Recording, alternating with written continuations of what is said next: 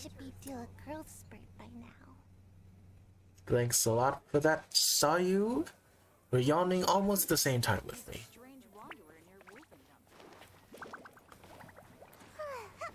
Now, hey guys, Sorry Kids Soyan here, and interlude 3 time.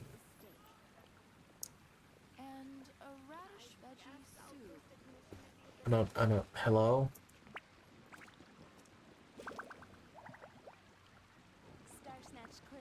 Alright, it works. Stream Elements works. Let's go, baby. Welcome everybody to Act 3, to the day 6 of Streamathon. I was planning on playing Power with Jerry again, but sadly, sadly he is not here for us today because rest in peace, Jerry. He is reviewing for exams. I'm kidding, no, he's actually, he's just not online today. I don't know what's going on. So, we're gonna be going back on Genshin Impact. Oh no, if we can get get Jerry on by I guess morning my time, then we can play like Typical Colors 2 or like Power World again. But for now, we're on our own again. We are on our own. We are it. We are it. We are it. We are it. Does everybody know that song? Y'all probably don't. We are it. We are it. We are it. We are it. Anyways. Oh, what was that noise I just made? Yeah. Surely I should be due a growth spurt by now. Oh, what kind of noise I just made? Holy shit. But yeah, I am going to be doing Interlude Act 3 right now. If can I get a cursor, please? Thank you. Sanctuary of Surasthana. To do this quest. That was Aliyah, that was Aliyah. He doesn't see it. You're not looking at me, boy. Alright, we're here, boys. Come on, serious suggestions, please. I'm not trying to write a thriller here. It's supposed to be an essay, you understand? An essay. That means facts and logic. So, essay or essay? Okay, now. Are you Mexican? Essay? Okay, now. Well, if it's facts and logic you're after, you shot yourself in the foot with your choice of research topic, didn't you? The Tataris Suna mystery. When so much remains unexplained, there's little to be objective about. Unless, of course, you restrict yourself to textual criticism. Yeah, well, this is my teacher's area of research. I can't change that. But it's fascinating enough without having to sensationalize it, don't you think? The strange location, the missing details, a mysterious person. I want to write my essay on something interesting, and I'm interested in getting to the bottom of all this. That's the only reason I came to you. Yes, you came to me, so all the more reason to take my advice. The fact is, it's the dramatization that will make people want to read it. There's no getting around that. Okay, but... Did one of them just mention Tataris Suna? But that's all the way in Inazuma. Is it just Paimon, or is it kinda unusual for someone in Sumeru to want to write a paper about that? Everyone here is just going about their business. Maybe it really is just Paimon. Guess people here are free to research pretty much anything. Yeah, it's pretty much you. It's pretty much you, but let's go listen in. People, listen, people do their own business, okay? Great! Let's go find out what this Tatarasuna mystery is all about. Tatarasuna. Inversion of Genesis. What up, motherfuckers? Alright, I guess I'll go with my textual criticism and your editorial direction for the first draft. I have a feeling that the missing Kabuki Mono will end up being the main focus of this paper. If only we knew where to find that traveler. From what they say about her, this seems like the kind of thing she'd know about. You looking for the traveler? That's me. Oh, you're the traveler, you say? Hey, what's with that face? Don't believe us? You don't believe me, I'll go. No, of course I believe you. Actually, I first heard about your great exploits when I was still in Inazuma. This is my first time coming face to face with you and your mysterious silver-haired companion. I couldn't believe my luck, and out of force of habit, I started, examining the evidence. Sorry. Why you sound so fucking British? I just realized. Kinda just clocked in now. You sound British as fuck. Oh, Sawada, for the love of...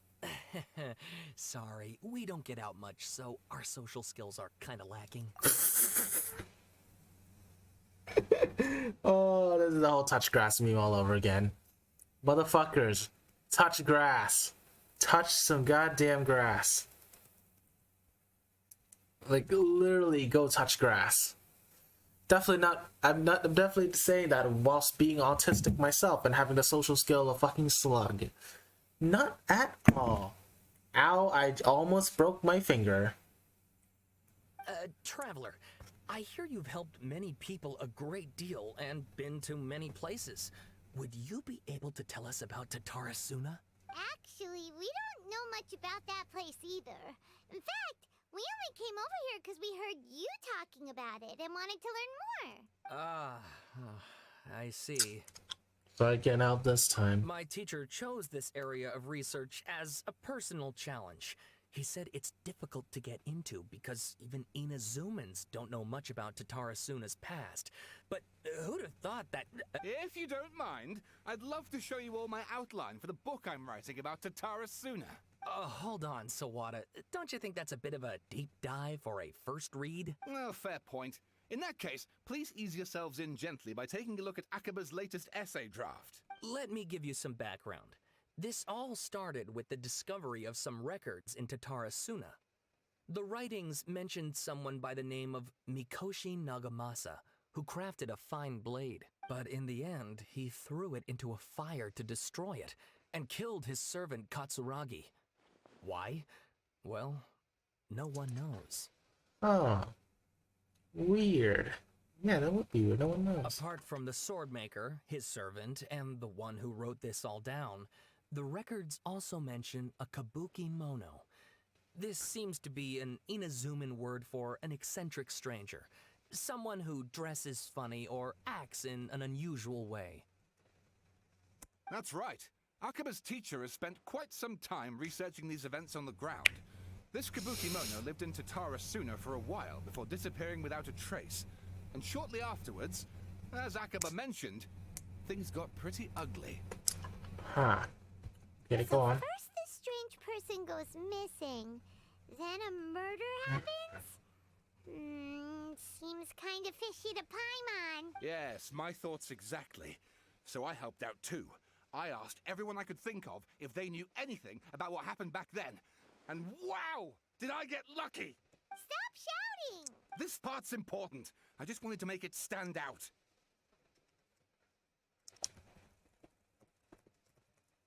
Yeah, go on. It just so happens that a friend of mine works at the government records office.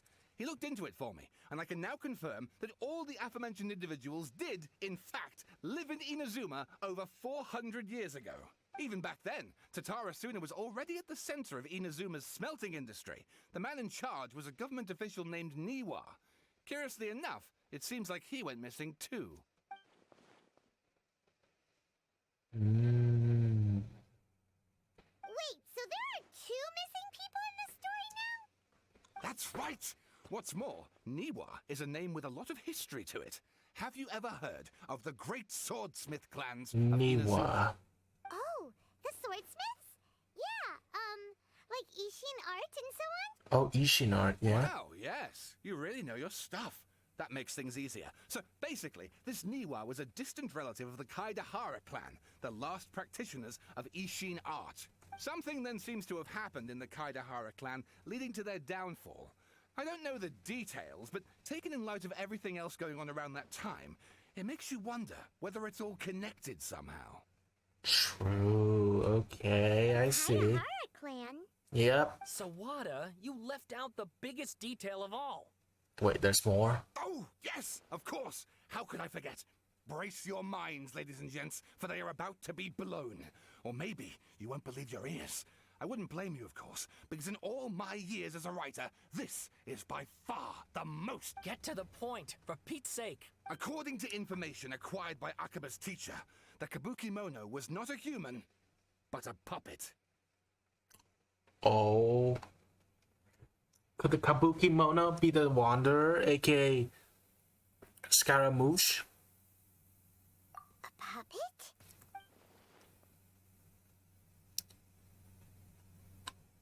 And actually, Akame should be ruling with her as we speak. It couldn't be her. Yeah, it is Scaramouche. Balladeer. Aha! Judging by the looks on your faces, you do know something after all. No! Paimon just meant, how creepy. The way you described it makes it sound like a ghost story. I agree, it does. But considering that non-human races in Inazuma are by no means uncommon, spooky events are to be expected. And that's exactly what my book is about. Please, take a look. Yeah. 3 in the afternoon. From place by the laborers walking around the mountain western. Open to someone they reach fire raging in the mountains valley. They extract from it gems beyond price. Beyond one description was present. The man brought a ship. Towering character stood half a head taller, greeted him with a heavy slap in the back. Nice to see me. I guess I say it could have been easy on you. Oh, the all mice.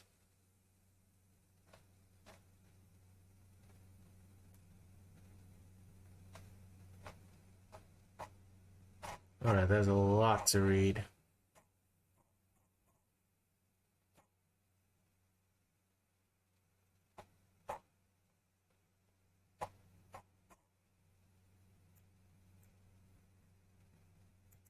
Oh, and please read my essay draft as well.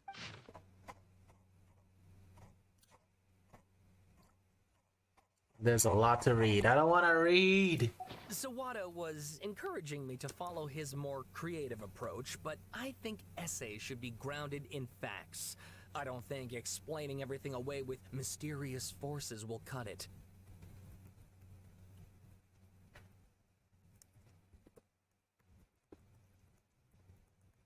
Well, I guess. Yeah, because it's academic research. You can't really put your own creative input to it. Yeah, true. Oh, how about if I plug the holes in Sawada's narrative with political intrigue? Like, I could put a turf war between rival factions at the center of the whole series of events. Wait, you're allowed to just make stuff up? Pretty sure you've gone from essay to guessay there. Sounds more like a novel. Has he ever written an essay before? Akaba, look. Your teacher has researched this extensively. I've reached out to everyone I could think of. Whatever information we have now is all that there is to know. This is as much detail as you're ever going to get. Besides, if there really was a political power struggle going on at anything like the level you seem to be suggesting, what hope would we ever have of finding out the truth? Good point. Okay, back to the drawing board, I guess. Give me some time. I need to find a new angle on this. Yep, I'll leave it to you. We have some other stuff to do, so we'll have to say goodbye for now. Good luck with your essay! All right, thank you. If you find out any more info about all this, please do let me know. Thanks so much.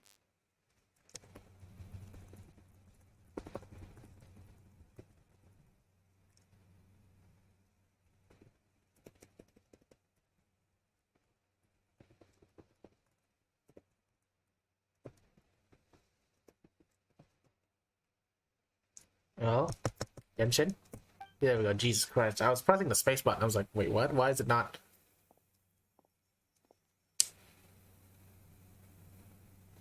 Hey, so that thing they were talking about, it has to do with the balladeer, doesn't it? Yep. Okay, then even if we did know something about it, we probably couldn't share it with them, huh?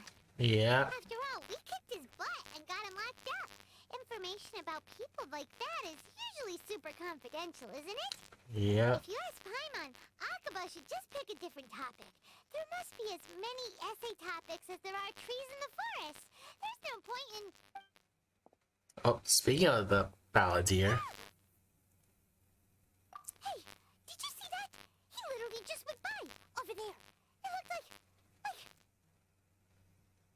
Oh, there he is, yeah. Balladeer! No, it can't have been. He got locked up. Oh, quick, let's catch up and see. Yeah. Okay, what the fuck happened? How the hell did he get out of jail? He didn't have the get out of jail free card. What the fuck? Oh no, this is Nahida Sanctuary.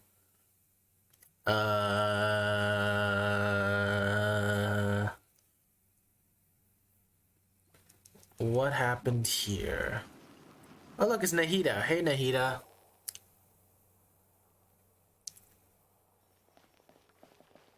Traveler, Paimon, there you are. Nahida, bad news. We just saw the balladeer strolling around in public. Did he escape or... Ah, it's him! Sure enough, you're here. Hey, what are you doing in the sanctuary of Surasthana? Aren't you supposed to be laughed at? I know you must have a lot of questions. Please, allow me to explain.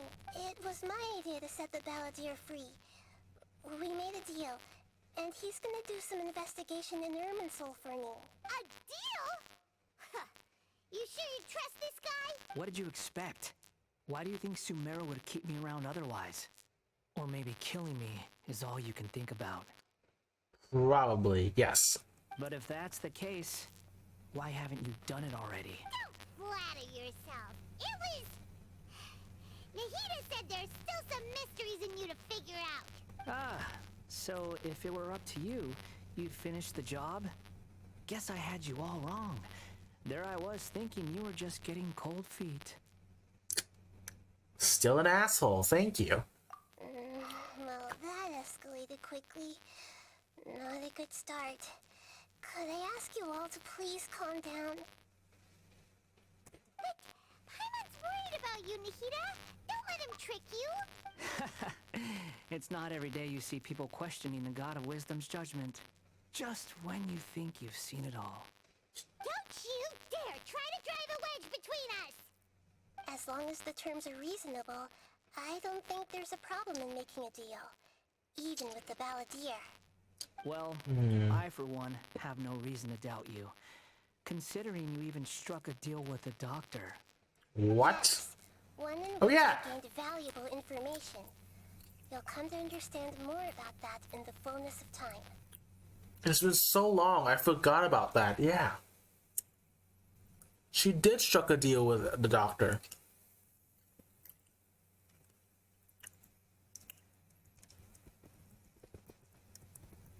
I forgot completely. Yeah, Nahida gives him the electrognosis from the balladeer only if the Torah erases all his other segments.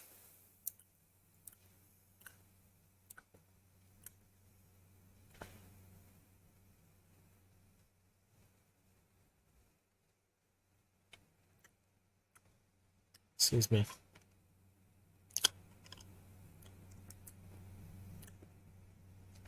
Like he like the electrognosis was, I think.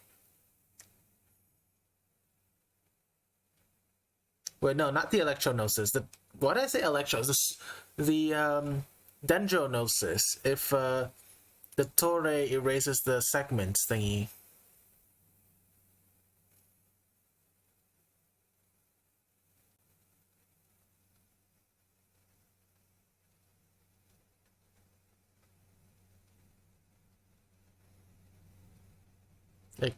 Like what was it like?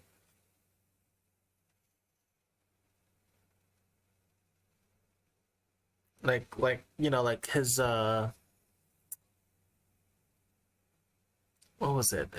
Fucking it's the like his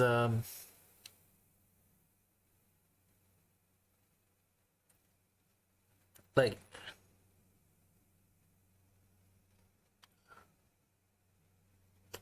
oh fuck, I forgot.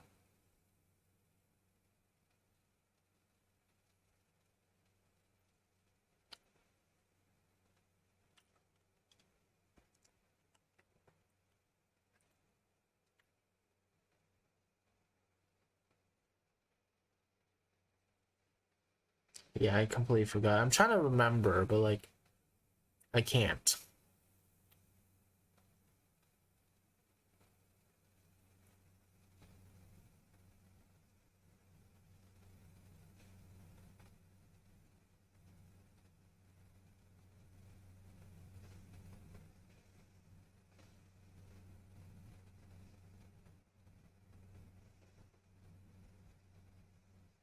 Like, what was it? Oh, yeah, it was like Nahida wanted to remove every like clone segments of the Doctor in Sumeru if he like remove all of his like copies out of Sumeru, and she will give him the dendronosis. I think that was the reason why he even got the dendronosis removed in the first dendronosis off of her hands in the first place. I think, yeah, that's how that happened. So if she can strike a deal with the Doctor using her own wisdom, then yeah, I don't see why she won't strike a deal with the Balladeer. The Balladier's power was all but completely spent after your battle.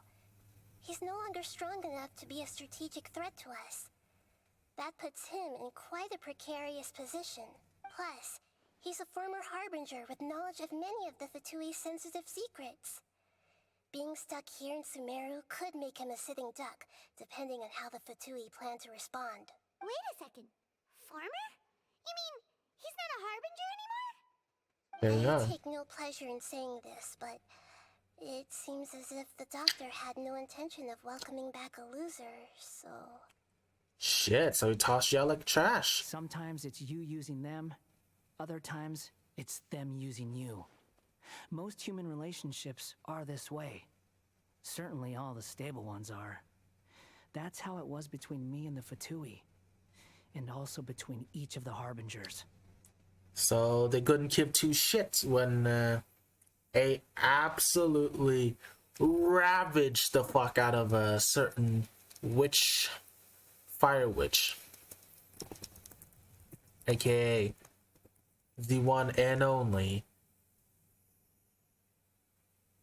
Wait, shit, I forgot her name. Signora. So they held a funeral, but in all honesty, they couldn't give two shits when Signora died. If Signora turns out to be alive, she wouldn't even be able to return to the Harbingers anyways. Damn. So as long as you have some value to offer, nobody will ever abandon you. But after recent events, even I have to admit that I'm not worth quite what I used to be.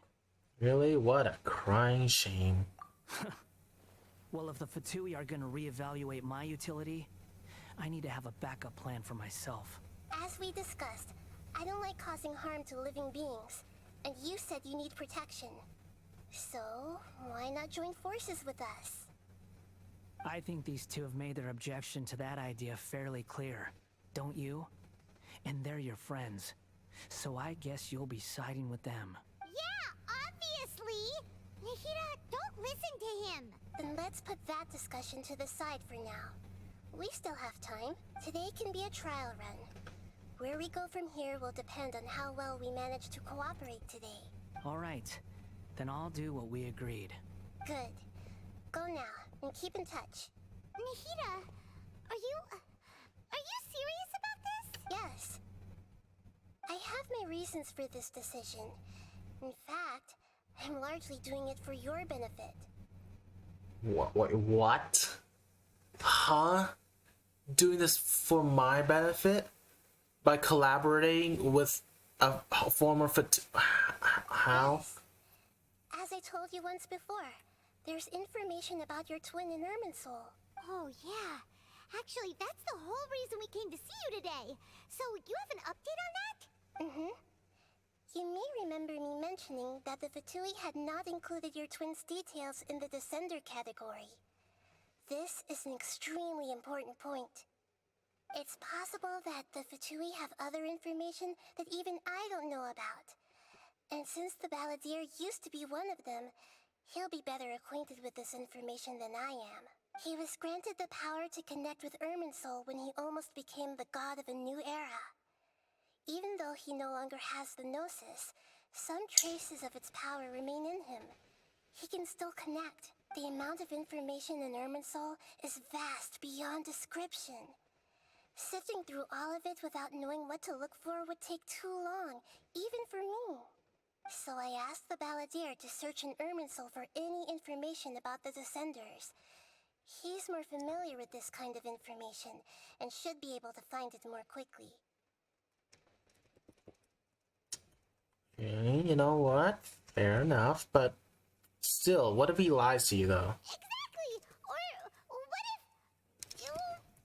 Paimon just doesn't trust him! He's treated us as enemies every time we've run into him! I understand. But sometimes, everything is dictated by which side you're on. How things will go in the future depends on what information he brings back. And Traveler, I know what your heart desires most of all. Our minds have connected several times before. There is a corner of your heart reserved for an intense longing. A feeling of being all alone in the dark, searching for the one candle whose light still burns. As Sumeru's deity, it is my responsibility to be on guard against the Balladeer. But as someone who counts you as a friend, I want to do something for you. Wow. Wow, I suddenly feel a lot more respect to Nahida still. She still respects loyalty as well. If this deal with the Balladeer can give you the answers you've been longing to find, then it's worth it. Yeah, thank you so much, Nahida. Fucking hell. I didn't know an Archon could be this...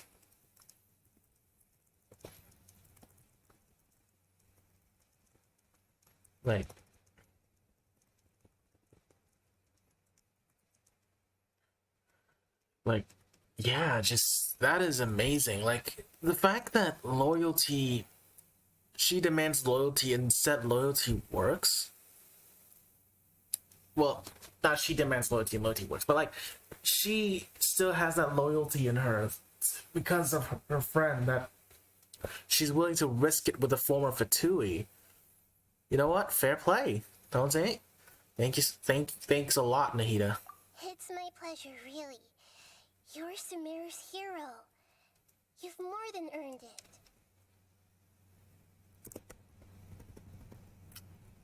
Yeah.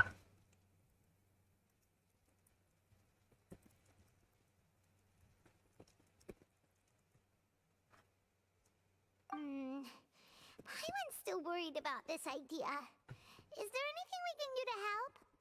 I was going to contact you about that, but then you suddenly showed up on your own accord. Seems like we have a telepathic connection. In fact, I was going to ask you to supervise the Balladeer on my behalf while he carries out the task I assigned. Even though he only has a fraction of his full power left, that's still a fraction of a former Harbinger. If you could accompany him, it would put my mind at ease. Yeah. Of course, I'll be there to help guide you through Irminsul from the outside. Got it. Great. Thank you. Prepare yourselves. I'm going to transport you into Irminsul. Oh, we're going back to the tree, baby. The Elden Ring tree. Wow. It looks pretty different here compared to last time. Oh shit, yeah, it looks a lot more Colors pretty. are gentler. Guess that must be because Sumeru's at peace now. It's gentler, but it's also peaceful. Holy. And there's the asshole. What up, dipshit? Look at that. Hot on my heels. You know, you didn't have to cut your catch-up short just to keep me company. Oh, but I guess you panicked when you realized that I might enter Irminsul ahead of you. Well, Nahida sent me to babysit you. Shut your beak, jailbird! No way a prisoner gets to be so smug! I understand that prisoners have to put up with harassment from the guards, but right now, I'm on temporary release. So maybe you should think about backing off a little. Sounds like a successful rendezvous. I need to be quite clear about something. In a few moments, you'll be entering into the innermost region of Irminsul. It is an environment like no other, and the most important place in all of Sumeru. Unlike anywhere else, Irminsul's inner region consists exclusively of torrents of information. You must put aside your differences and be extremely careful as you navigate your way through. I know there are many grievances between you, on both sides, but it is essential that you remain calm after entry. This is as much for your own safety as anything else. I understood. Fine. Let's call it truce. But only until this mission's over. Let's cut each other a little slack, shall we? We are going to be traveling together after all. Per my agreement with Lesser Lord Kusanali, I'll be at the front. It's my job to lead the way and get rid of any obstacles in our path. All you have to do is keep your pretty eyes open and try not to fall behind. You sure are confident. Paimon will give you that. You make it sound like you're even more experienced at adventuring than us. If there are no further objections, I suggest we get going. Or did you need some time to mentally prepare yourselves? Okay, you can... Ugh, the snark on this guy. It's unbearable. There's no need for all the biting sarcasm. Focus on doing your job. We can start now. Irminsul access granted. Initiating connection procedure. Didn't have to be such a dipshit, but okay. Is this a small sapling? Oh, darn it! Come on, let's catch up with him. Yep, of course he's being a dipshit again. Wait up, you dickhead! Wow. So this is the inside of Irminsul. Different than what I imagined. Ooh. Paimon's never seen anything like this. And it feels like a sacred place. Irminsul is closely intertwined with the entirety of Teyvat. Every bit of information flowing here means something. Pick your jaws up off the floor. It's time to go. Why is it that Paimon just wants to do the opposite of everything he says? Yeah, because he's a piece of dickhead. Lesser Lord Kusanali, we will now proceed to the heart of Irminsul. Can you still sense where the heart of Irminsul is? Yes. Permission to begin searching for information there? Permission granted. Go ahead. Let's go. Stay close. Don't go running off. Hey, so say we did go running off in here. What would happen? What are you smirking at? I was just imagining the look on your travel companion's face if you went and got lost. Anything's possible in here. You can't rule anything out. So if you want to stay safe, your best option is to stick close to me. Alright, fair enough.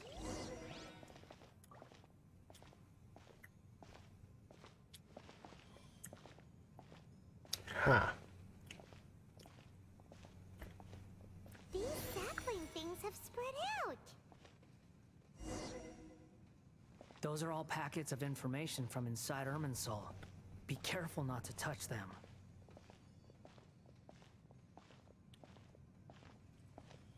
Alright, so we don't touch those things. Alright, cool.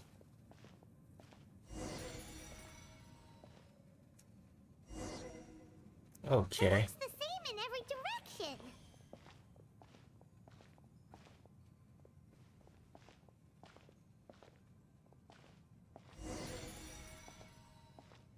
No wonder he mentioned about getting lost. Huh. What do you know? He was actually telling the truth. Is he mocking me again? What is it this time? Let's keep your yap down, There's a Paimon. time and a place to lie, but this definitely isn't it. So why don't you relax your guard a little? Well, I mean, fair enough. I wasn't the one that's complaining. We're here. What a huge tree! Yeah. Lesser Lord Kusanali, Good, you made it. Are you ready? ready when you are. Then please begin. Preparing to access cognitive currents. Establishing waypoint. The Balladeer's actually doing what Nahida tells him. Guess he must want to stay alive. Probably, yeah. Strange individual. Yep. The rest is up to you. If you discover anything at all, make sure to share it with us. Will do. For once, we're the ones with nothing to do.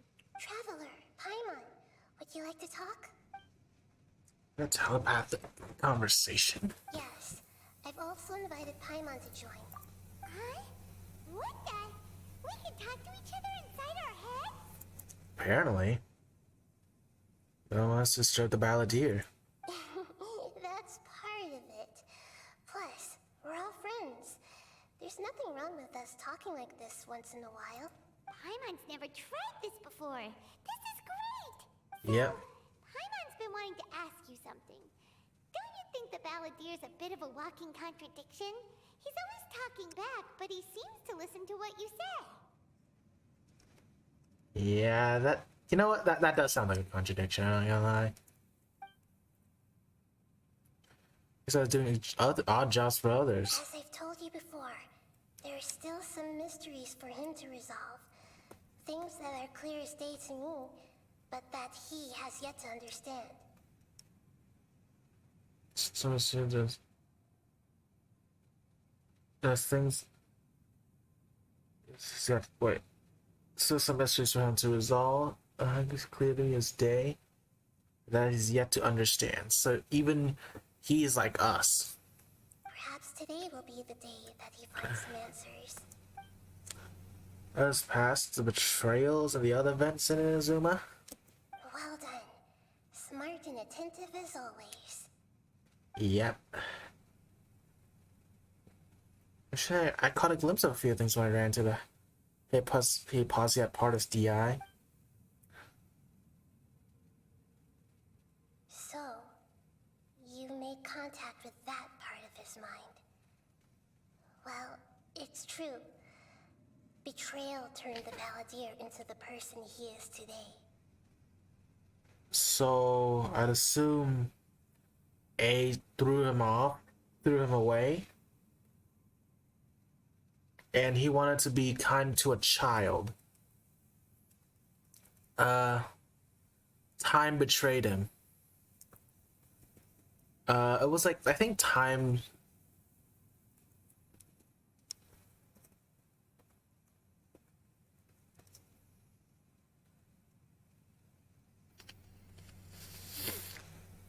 Like, I remember there was like betrayals that I remembered. One was the betrayal of his mother, aka A, who didn't think he fit the mold. He got discarded. I don't know the second betrayal. Yeah, you know, I forgot.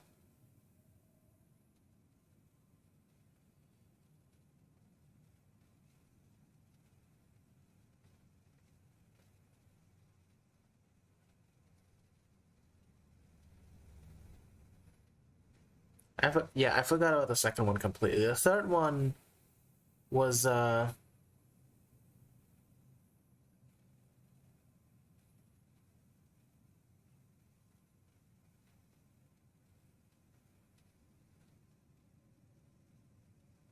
like, it was the second one I don't remember. The third one was the child. There was an ill child. There was a child that was ill, and he promised to meet Scaramouche again one day, but in the end...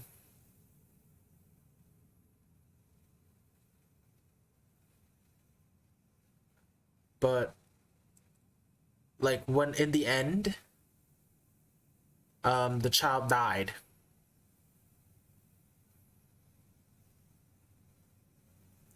like, the third betrayal was he wanted to meet a child, his friends with a child, and the child promised to meet Scaramouche again, but sadly, the child died and gave in to the illness and passed away. He died. And as a result, that was the third betrayal. I don't remember the second one, though. Man, I forgot completely because it's been so long since I played to this part of the story.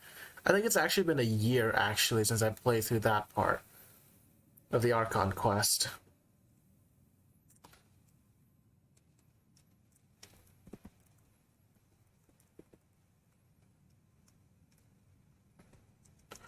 So, the betrayals was the reason why he became the way he is today. Paimon thought nothing could get under that guy's skin. Turns out, he can get hurt and angry just like anyone else. Yeah, he's just being a piece of shit just to hide it. That's how bullies come to be. Everyone has a history, Paimon. Even if you're a puppet created by the Electro Archon. Yeah. Speaking of puppets, we ran into two people at the Academia today talking about an essay. Turns out their topic was about the Tatarasuna incident. Nahida, do you know anything about that? If you mean the mysterious events, the Kabuki Mono and so on, yes. I know about all of that. Really? Because from what they were saying, it sounded like lots of Tatarasuna's history is still unexplained. And most of the information we have now is just from people filling the gaps with their imagination. At least that's what they thought. Oh? How interesting. Those two managed to deduce quite a lot through guesswork alone. Jeez, really? So the Gese got it right? It was a clan war. Well, they guessed right about one thing. Tatarasuna was sabotaged. Eh? Must be a riveting conversation you three are having. Funny how all the good ones happen when I'm not involved. What makes you think we're talking to each other? Don't insult me. You're having a private conversation without me. Obviously, I must be the topic of said conversation. We have every right to keep certain things confidential. Of course you do. You can't have your prisoner knowing too much. So, have you found anything yet? Still looking. Don't get your hopes up, though. You and your twin come from outside this world. It wouldn't surprise me if there was nothing on either of you in Irminsul at all. Wait! How did you know about that? Did Nahida tell you? It's not like we've never met before. And anyway, you're world famous. It'd be more surprising if I didn't know a few things about you. Every conversation with you is hard work, but your attitude's better than I thought. Right now, we have to keep the peace. I'm not interested in creating more misery for myself. And making cordial conversation is something I can manage. Huh? Wait. Oh, we found something, eh? This light. It looks similar to those saplings. What could it be? Anonymous data. Hey, don't you forget the agreement. You have to share it with us. Shh. Just wait. Mr. Niwa, are you certain this is worth the risk? We are talking about Tatarasuna's furnace after Oh, all. what? Shit. It may not be rashly. Fuck. Shit. I fucking. Hey, hello, Pixar. How are you? Hey, shit. Oh my god, I didn't notice. Hello, Pixar. Hello, everybody. My name is Sylvie, and I am a Sylveon that plays games. Did some DRG got the gold promotion? Damn! There's promotions here? Shit, I didn't know that. Then again, I actually don't do promotions, actually. I don't do that. But that's great. I'm just doing some Genshin Impact thing. We're doing a Streamathon today. Raging a bit on Primal Extinction. Man, today I was planning on raging today because me and a friend of mine named Jerry, we were supposed to be playing some Team Fortress 2, but it's Roblox. But Jerry was a no-show today, so I didn't play it. I kind of want to play it after the interlude, but I don't know if I have the energy by then, because it's currently 12:30 in the morning. 12:30 at midnight already. Oh, war crimes. I like war crimes. Okay, no, I'm kidding. Don't do war crimes, guys. Don't do war crimes, please. You don't do war crimes. Please, we don't. You know, don't do war crimes. Just don't. Trust me. You don't want to do that.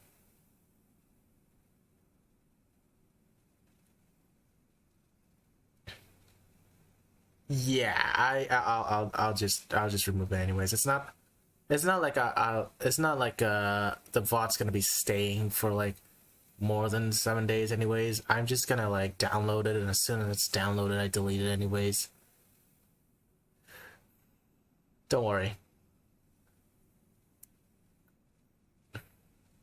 Yeah. Hello Raiders coming in. My name is Sylvie.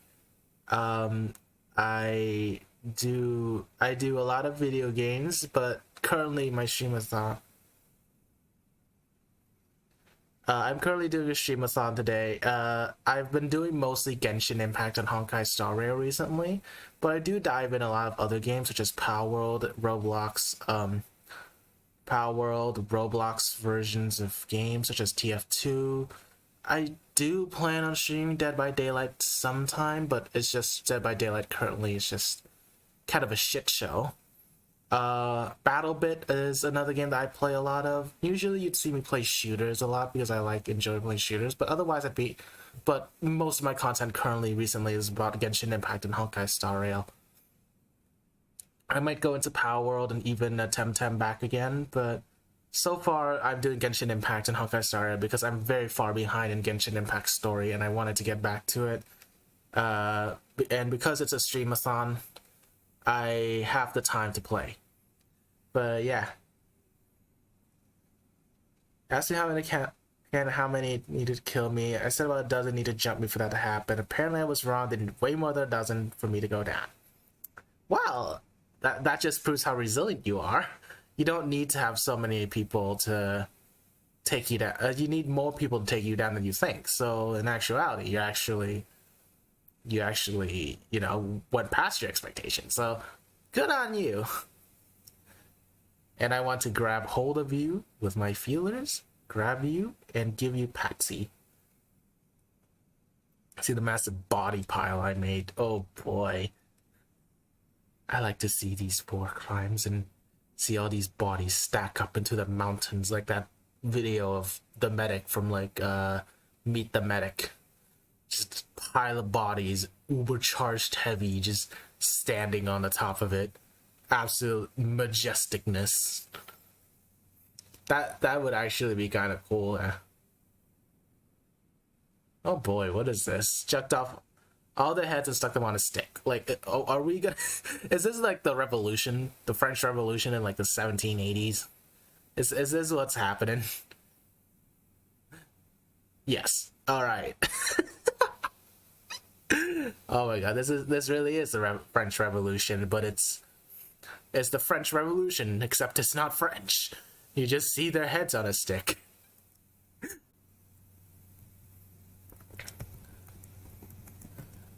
But yeah, I hope you had fun there. I know you raged a bit.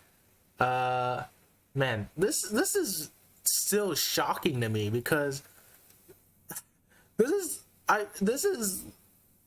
the second day in a row I got raided into. I genuinely had no hope in ever getting raided into. Ever. I just do these streamathon because I wanted footage and just because I want to have fun and interact with chat if there even is somebody there. But this is genuinely like a shock to me because yesterday I was also raided in. And then you also raided in today. I'm having the best week of my life right now. Genuinely, I'm so astounded, if that's even the right word. Like, I'm happy. So thank you so much for rating in for me. It is insane to me. We got to get back to the Genshin Impact story. I've been blabbering for 5 minutes. We need to get back to it before, this turns into like a 7-hour stream. There's no one else who can enter the furnace. It has to be me. Is that so? Well, since you insist. Who enters the furnace? It's...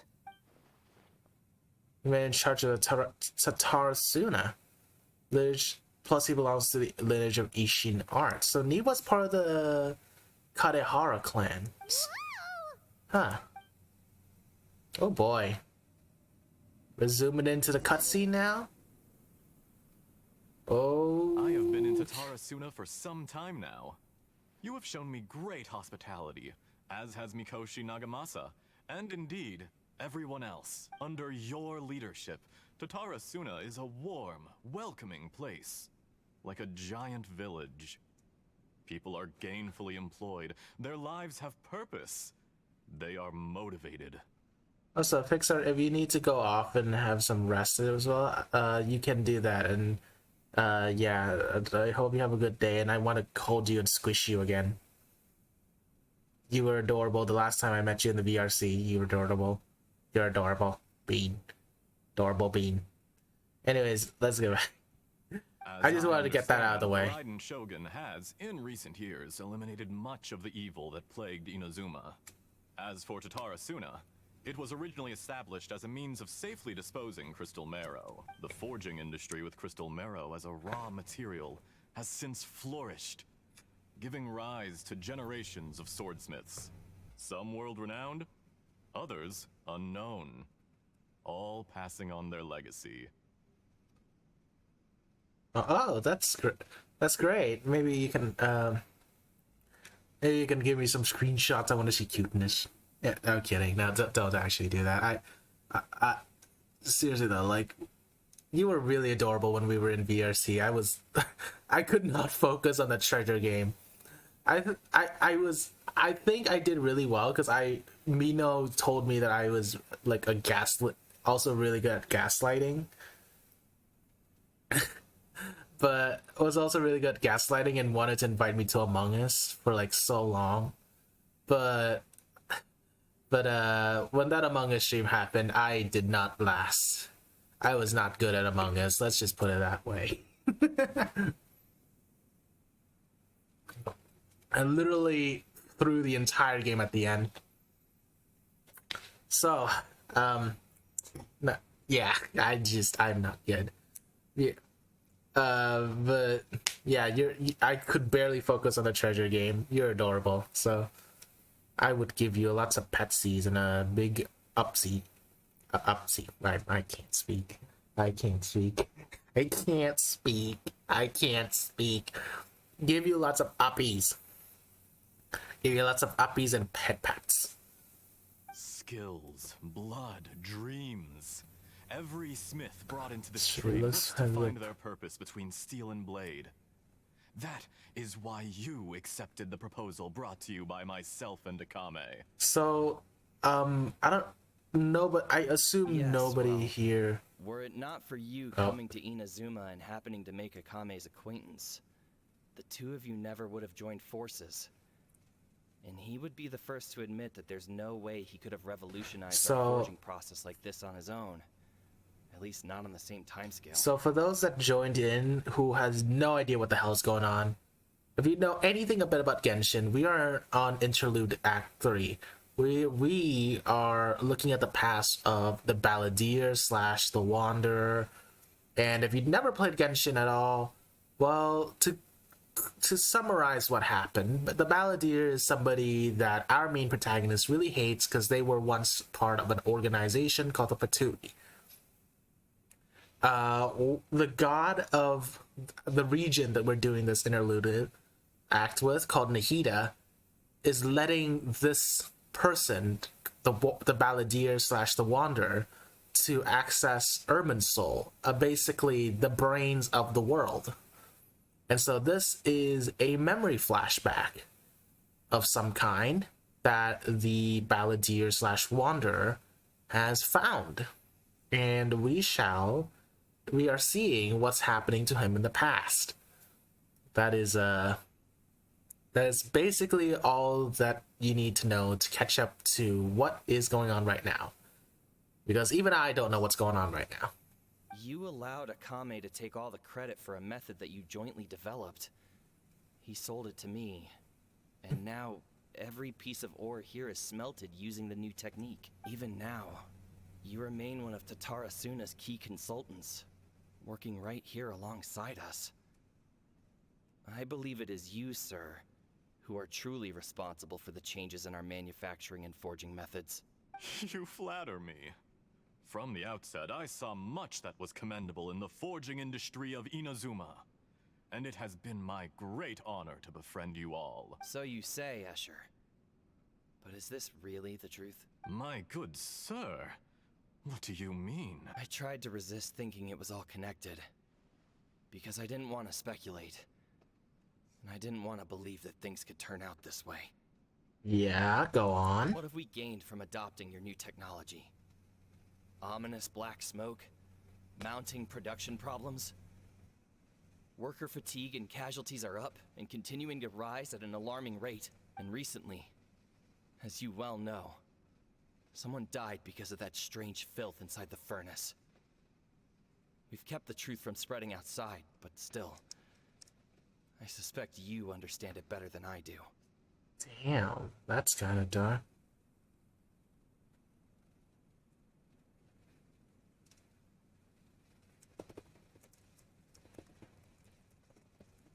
Hold on, give me 1 second.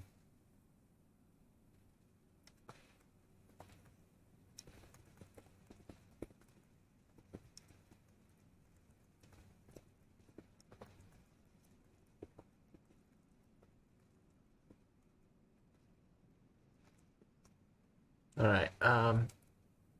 Yeah. None of the people who went out to get help have come back. Now, our mutual friend, the Kabuki Mono, is taking the Golden Feather to Narukami Island to seek an audience with Shogun. This is our last hope, but that doesn't faze you, does it, Escher? Nothing does.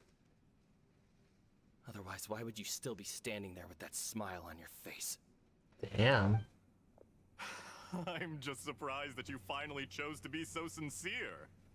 I'm sure you've been harboring these suspicions for quite some time. So what if... Koshi Nagamasa may have noticed that there was one common denominator among all these events. Namely you, Escher. But Mr. Mikoshi is more cautious than I. He does things by the book. After all, Nagamasa is the adopted son of Mikoshi Torichio, the yokai struck down by the Shogun's own hand. Oh. If he truly seeks to redeem his family's honor, an abundance of caution is well advised. Yeah? You're well informed on the subtleties of his situation for a mechanic all the way from Fontaine. Are you sure you're not a little overqualified? Overqualified? Yeah.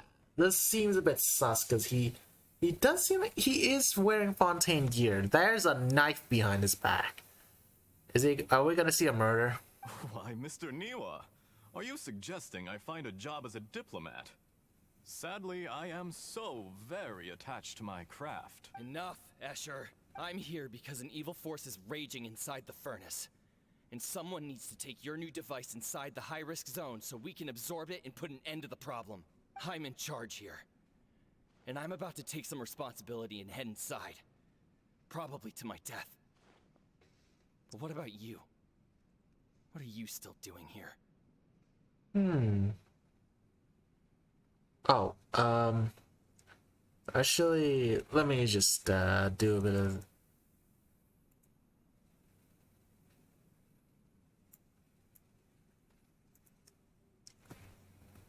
Yeah, that's my Discord. I think you should see it. There it is. Hopefully that doesn't mean that all the bots are gonna start shoving their message request at me. But there it is. That's for you. I'm gonna delete it after a bit, after you send me it those, just in case so the bots don't actually Shut up. Shut up. Shut up.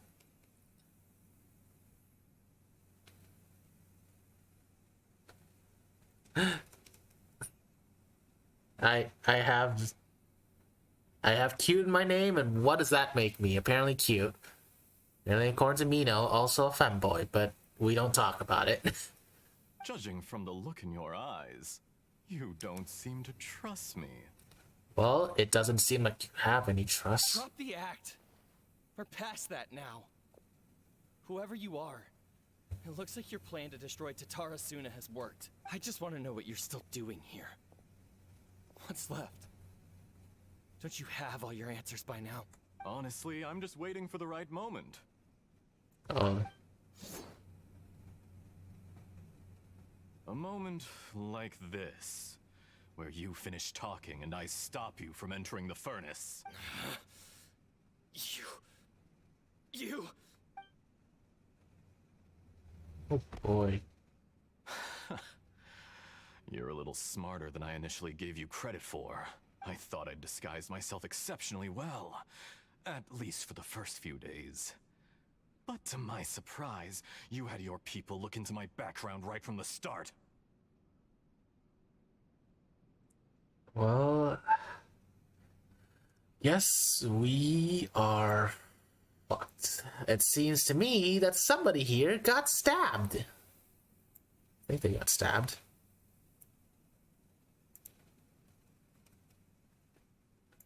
It's a long journey from Inazuma to Fontaine, but that didn't stop them. Eventually, they managed to confirm that Escher was an alias, and that I was not from Fontaine at all. And yet, despite all of that, you still fail to realize my true identity, and what I seek in Tatara Suna. Did you really think you would be able to see through my plan? Wait, that's... If you kill me, there's no one who can get inside the furnace. So you're really going to destroy this place? Is that it? Oh, but you're quite wrong. There is one other person.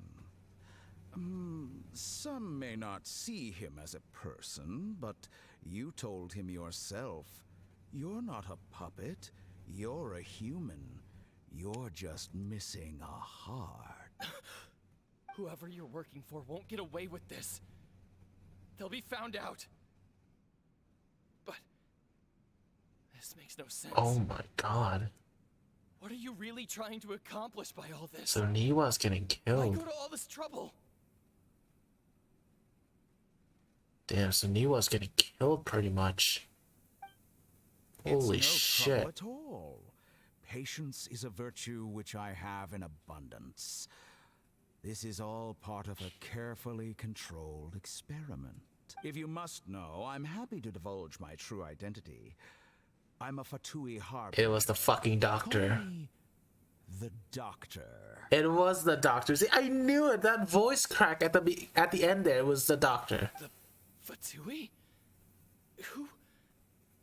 What do you want? Just to create a minor inconvenience for your nation.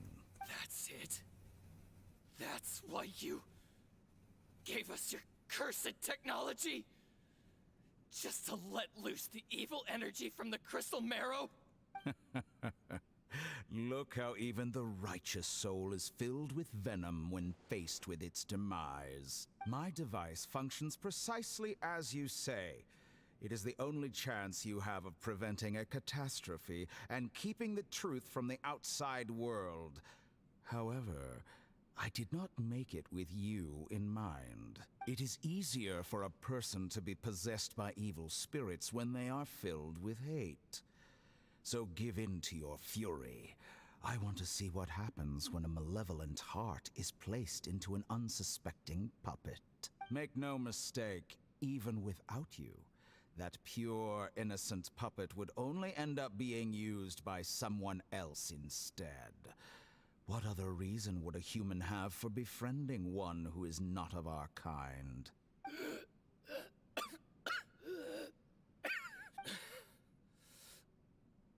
If you give him my heart, Tell him that both Nagamasa and I see him as one of us. He has nothing to prove to anyone.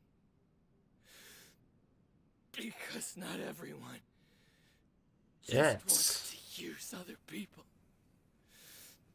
The only ones who think like that are people like you. Jeez. He's dead. What a beautiful way to see the world. It almost makes me feel a little guilty. Then out of respect for you, I shall redefine myself. Think of me as a monster or a demon, if you wish. At least this way your death is not a consequence of your own folly turning you into an easy target. You simply lost to something more powerful than you could ever hope to defeat. I say, Mr. Niwa, let's see what happens. Will your puppet friend become a human? No, that will prove quite impossible. Mr. Niwa, already dead. What a pity. So, remember when I said 2 streams ago that Genshin Impact should feature actual death on screen? Yeah, I take it all back. I just saw a man get murdered. Oh shit, that's a transition. Jester, I have completed the task you gave me. Creating a gap and infiltrating Inazuma's inner workings. What fun it was. I'd like to introduce a puppet to you. If he proves useful, let's make him our newest comrade. And if not, let's turn him to dust. So now you know the truth, eh, Wanderer/Balladeer? Hey, are you alright? Dottore.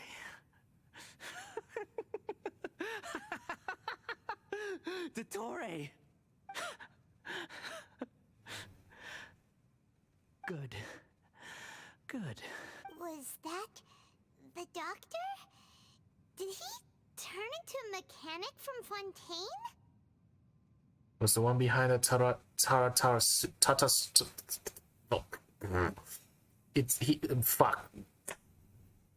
I can't speak. My tongue does not tongue at all. The Tatarasuna incident. Damn. So he was that one that murdered the 2 people because he was the missing person and he killed the other person and nobody found his body. Eesh. But why do we see things from his perspective? When I touched the doctor to confirm whether he'd eliminated all his segments, I read this memory in his mind. You have to admit, it must be the truth. Oh, so he did remove all the segments that we were talking about. All his clones from Sumeru. At least we got that part. So, but it means nothing. Does it? But this memory shows that Niwa didn't betray you. He never meant for you to be the one to take the device into the furnace. You know very well what that means. Even more so than I.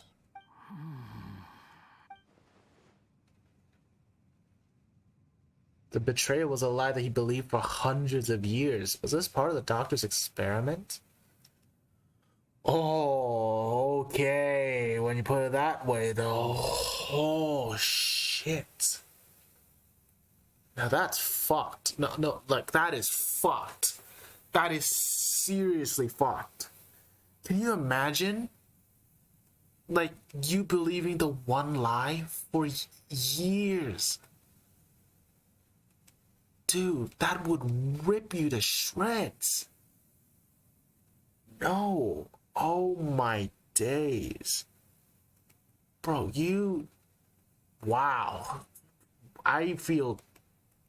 Wow, I was calling him a dickhead the entire time we were doing this.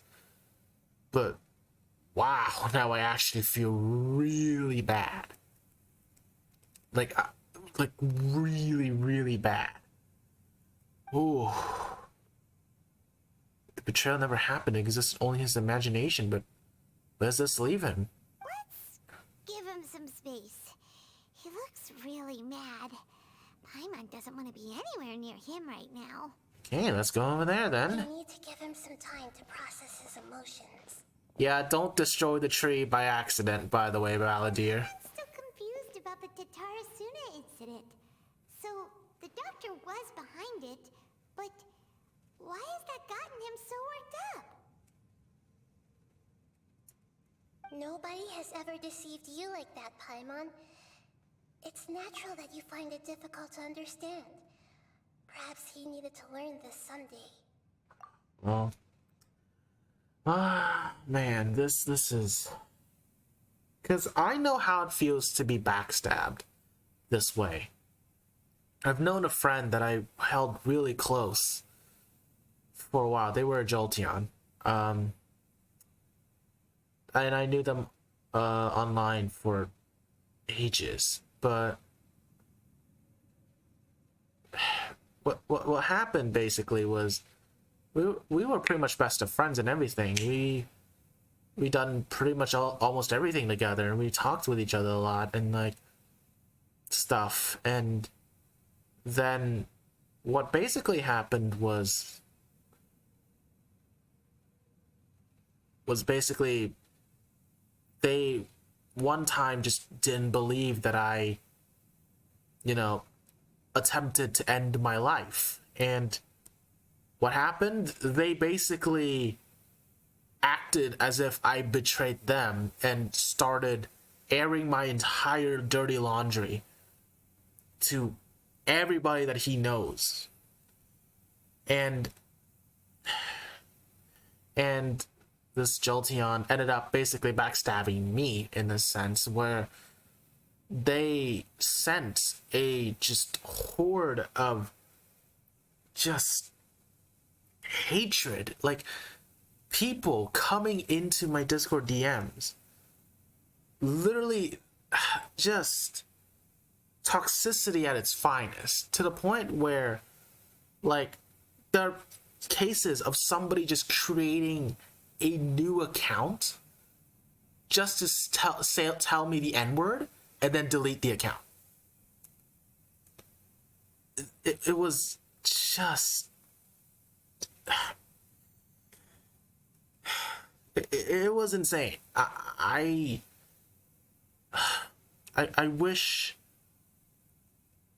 it never came to this, because of that incident, there was a point in time for 3 years or so, it feels, I was like, I was a jaded person. I'll just put it that way. I was a jaded, toxic piece of shit. Because of that backstab, my emotions were just played on, and for like years, I was like, for some people, I was basically just the worst person ever. I'd be the person to stalk you in the VC just to yell at you and tell you to end it all just because you pissed me off that one time. I was a piece of shit. Let's just put it out of the way. I was a piece of shit. Because of that incident that I just stopped believing and trusting in people. And I hated everything. And, you know, being backstabbed like that changes you in a sense, because you either become more wise or you turn to me and be a shithead. I was a terrible shitlord. Let's just put it that way. Like, if you had known me at that point in time, I think you'd be the type, you'd definitely have me on the block list. And I'm ashamed, obviously. I'm ashamed of that past. Being backstabbed does hurt you, and you know, I wish I had told myself the wisdom that it's gonna be okay later down the line. Just like, you know, and yeah, I just hope that the Balladeer can also take the same and just have the wisdom now instead of being like me and even become even more of a dickhead. But man, this hits a bit close to home because I was also betrayed at one point in my life, and I hated everything. Oh, this hit deep, man. This hit deep. This hit really, really deep. Like, man, this hurts. This hurts. So now you have the complete picture. Katsuragi took the Kabuki Mono to live with the people of Tatarasuna. Later, the doctor showed up, disguised as a mechanic from Fontaine. And that's when the trouble began. It was all a horrific experiment planned by the doctor. Everything he did was just to plant seeds of disaster in Inazuma that would bear fruit in the future. Of all the unwitting participants in the doctor's experiment, the Balladeer became the main test subject. Yeah. And again, we've talked about this as well, but imagine being toyed for hundreds of years and at the same time being the main subject of someone's lies and the destruction of a nation because of someone's lies. After the events you just saw in that memory, the doctor put Niwa's heart into the device and handed it to the Balladeer. Then, he instructed him to enter the furnace and absorb all the filth caused by the smelting process. The load was far beyond what he expected, but the Balladeer survived. He left the furnace in sheer exhaustion and said to the mechanic, "This device seems to have protected me. What's in it?" The mechanic answered, "Niwa fled this place for fear of punishment, but he left you a gift. He said it's the one thing that you've been looking for." He took it straight from the chest of one of his innocent servants. The mechanic removed the withered heart from the device as he spoke. The Balladeer was stunned that such unthinkable cruelty had brought him the thing he'd been longing for his entire life. A heart acquired through cold-blooded murder is a cursed thing, but it had protected him from the filth. He thought Niwa had completely betrayed him, and yet this very betrayal had ensured his survival. Overwhelmed with anger and sorrow, the Balladeer threw the heart to the ground and left Tatarasuna without looking back. Damn. So the doctor basically framed Niwa. That heart belonged to Niwa, not some servant. The doctor basically just went, "Oh yeah, this heart, yeah, well basically what happened, we basically just, you know, he decided to cold-heartedly murdered one of his servants, so there you go, your friend decided to do cold-blooded murder. What he never told you was that the doctor was the one that ripped Niwa's own heart, and that heart was no servant, that was Niwa's heart."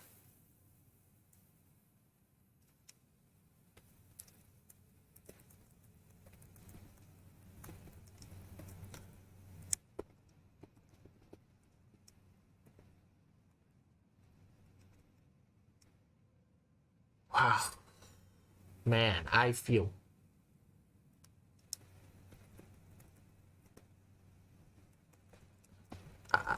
I feel really bad. Like, genuinely, I feel really bad. This is... Wow, this is really deep. This is really deep. Holy moly. So the doctor killed an innocent man and pinned everything on the victim? That's terrible. Yeah, fucking shit, Paimon. Close friends sure to cause great resentment. Now we know what was behind his decision to take revenge on the Ryan Gokudan than 100 years ago. Vengeance was the right decision. Yes. Only if he understands this can he choose a new path forward. Jesus fuck. Dotori, you brazen-faced... Niwa didn't run from justice. You killed him. Can I walk?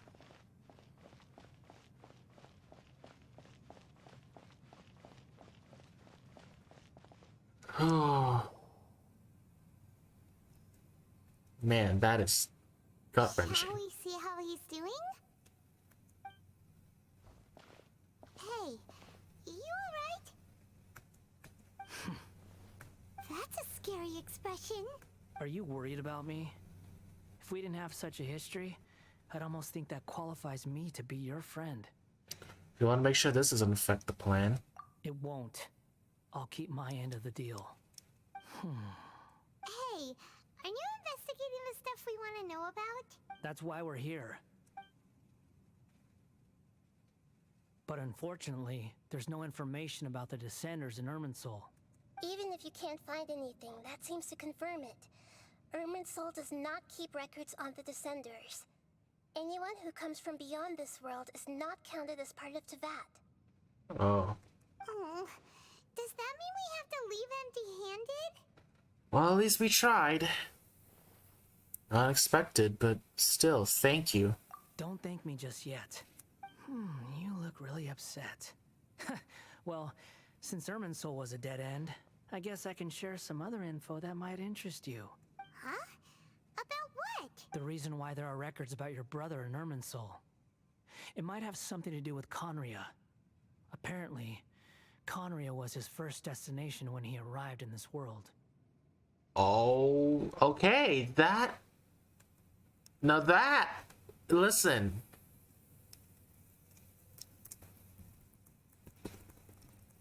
Listen, that makes a lot of sense now. Plus, he only came to this world because the heavens responded to the summoning.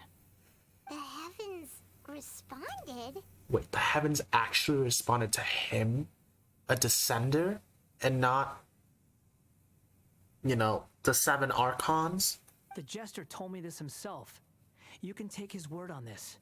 He was a royal mage in Conria, and lived with your brother for a time. What? The Jester was a royal mage in Conria?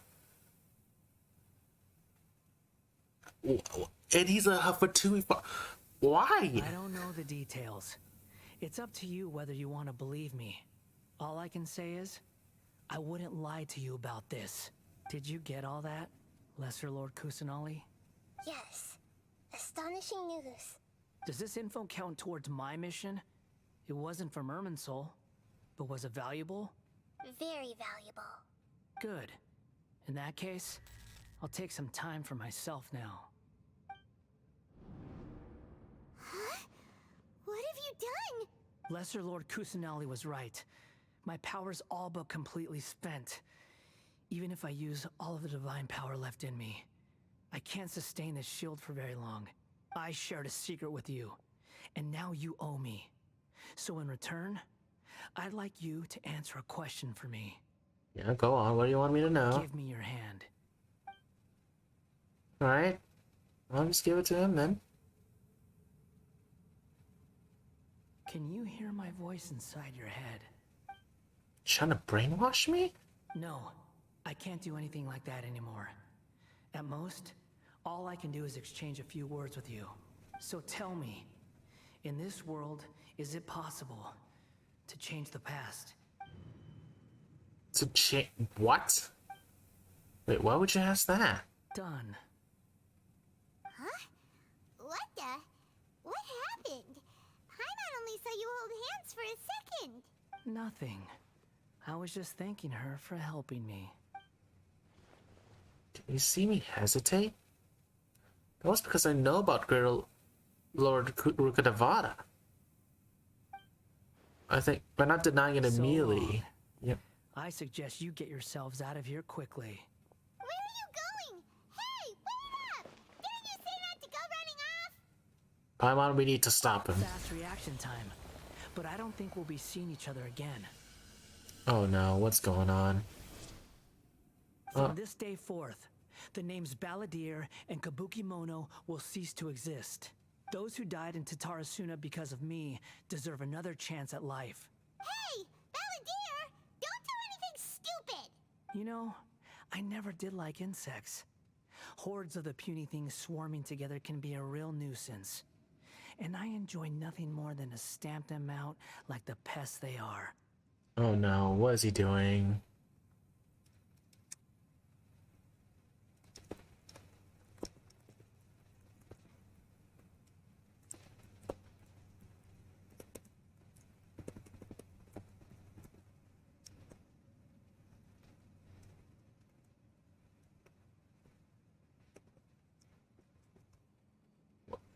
What is he doing? But if a colony of harmless ants isn't threatening anyone, I guess they deserve to be left alone. Yeah. Luckily, everything can be set right. It's time to solve this once and for all. Balladeer! Balladeer! Uh-oh, he disappeared. Come on, we gotta find him somehow. No, what is he doing? What is he doing this time? Oh no, he's really gone. Oh, can you hear me? Nahida! Traveler, Paimon, Balladeer, what happened just now? I was suddenly cut off by some kind of power. It was the Balladeer's fault. He shut you out. I didn't think he'd be capable of something like that with so little power left. Did he keep some of his power hidden when he was defeated? Or did he achieve something beyond his abilities, and it took everything he had? What's going on? Where the heck did he go? Ugh, it's all our fault. We were supposed to keep an eye on him. Sorry, Nahida. Don't be. It's not your fault. Please, let me handle this from here, even though I'm not sure I can solve it. We're running out of time. Follow my lead and get out of Irminsul as soon as possible. Alright, whoa, we go. Are we out?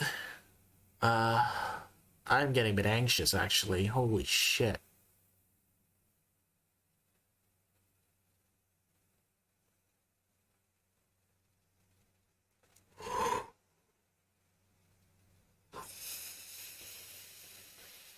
Oh, we are out, I think. We're in bed from here again. Oh.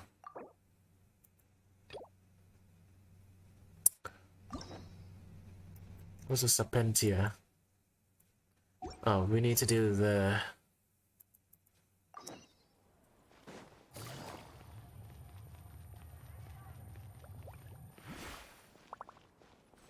We did this quest from, you know...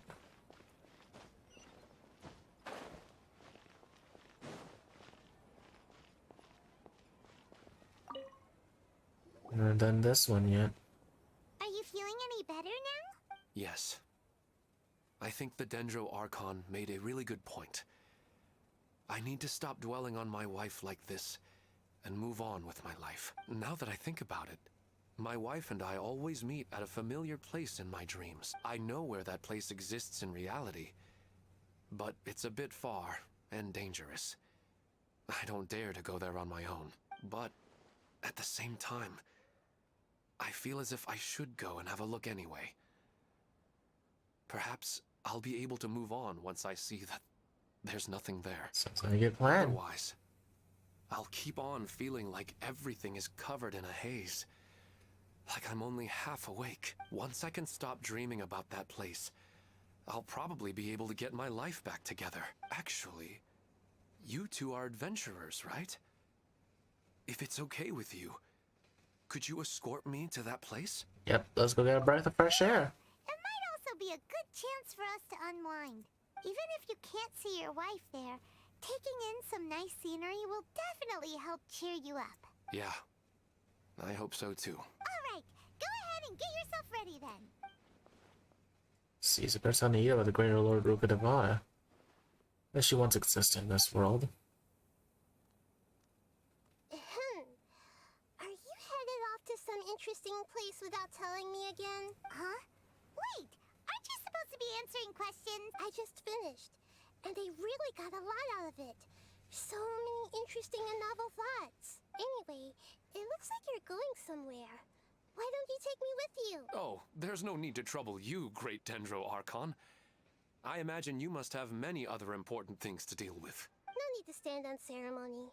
Besides, I wouldn't have asked to come along if I didn't have a good reason. I wanted to use this opportunity to discuss with you some things that are puzzling me right now. Huh. I didn't know the great Dendro Archon could become puzzled too. I'm not all that different from you, you know. Alright, let's go. We can talk on the way. It will take some explaining. Yeah, does this unlock the thing yet? Yep, we're back on it again.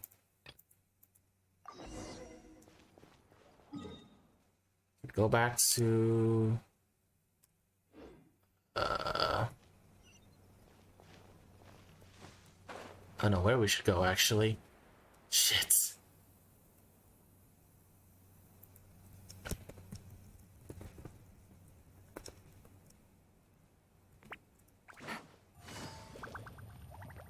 Is Nahida over here? Oh, Nahida's gonna be over here now instead. We're out! And we're at, an inn or something? This is an emergency. I'll have to ask you to stay here for now. Everything's arranged, and nobody will disturb you. Is there anything I can do? I'm sorry, but this isn't something I need your help with. Leave this one to me. Alright. An emergency? How bad is it? Nahida, will you be okay? Don't worry. If my assessment is correct, though there may be some minor disturbances, it won't lead to a disaster. Please rest and recover your strength here until I say it's safe. Her voice has gone. Paimon can't shake the feeling that something really big has happened. What do you think the Balladeer meant? And why did he suddenly grab onto you before?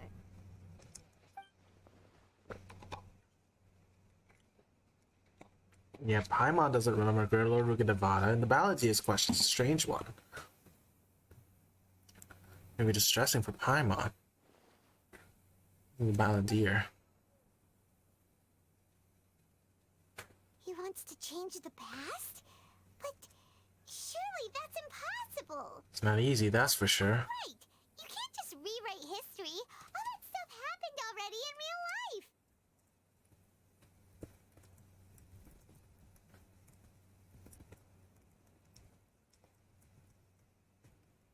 It's like, imagine Paimon drank all the water in this inn.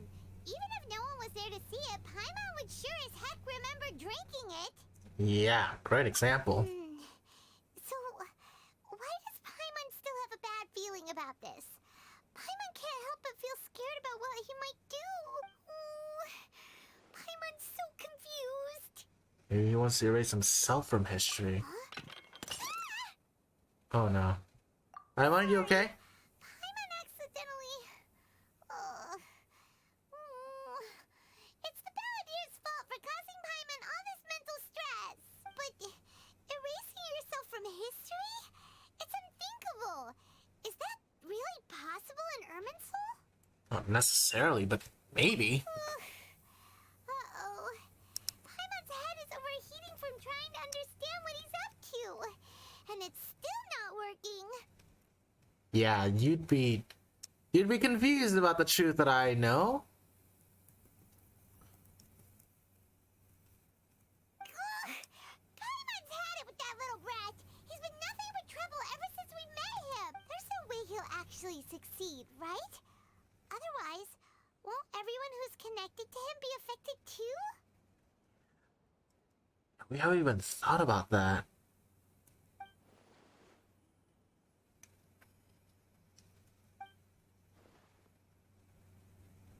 Also, Ayaka Ayato, they'll disappear? There's nothing we can do about it at this point. Hey, have you got any ideas on what we should do next? Nope.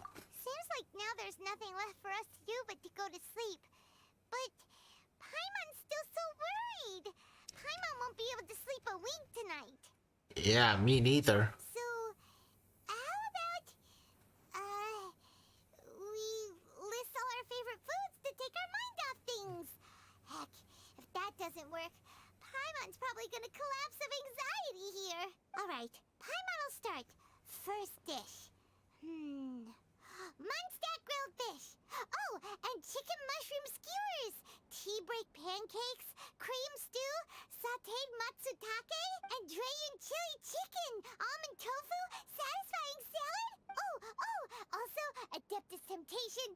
shrimp balls, triple layered consomme, lotus seed and bird egg soup,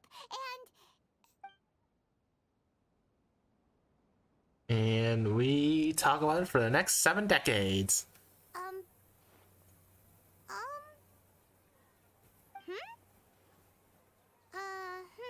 Paimon, what's wrong?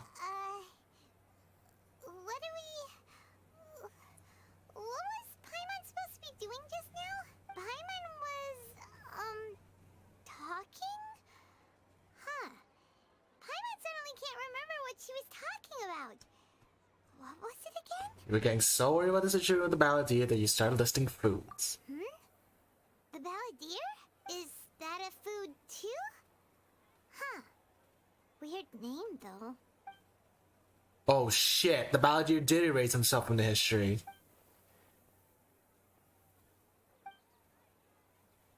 What's wrong? Your eyes are like saucers. Was it something Paimon said? No, it's nothing. So, the balladeer. Is that someone's name? 'Cause it sounds like a nickname or something. Shit. This is really happening. I need to know what else has changed.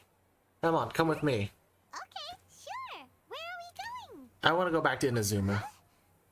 Fine by Paimon, but is everything okay? You're acting like this is an emergency. Now's not the time to explain. Let's get over there first. Okay, what the fuck happened? So everybody forgot about him? Oh god.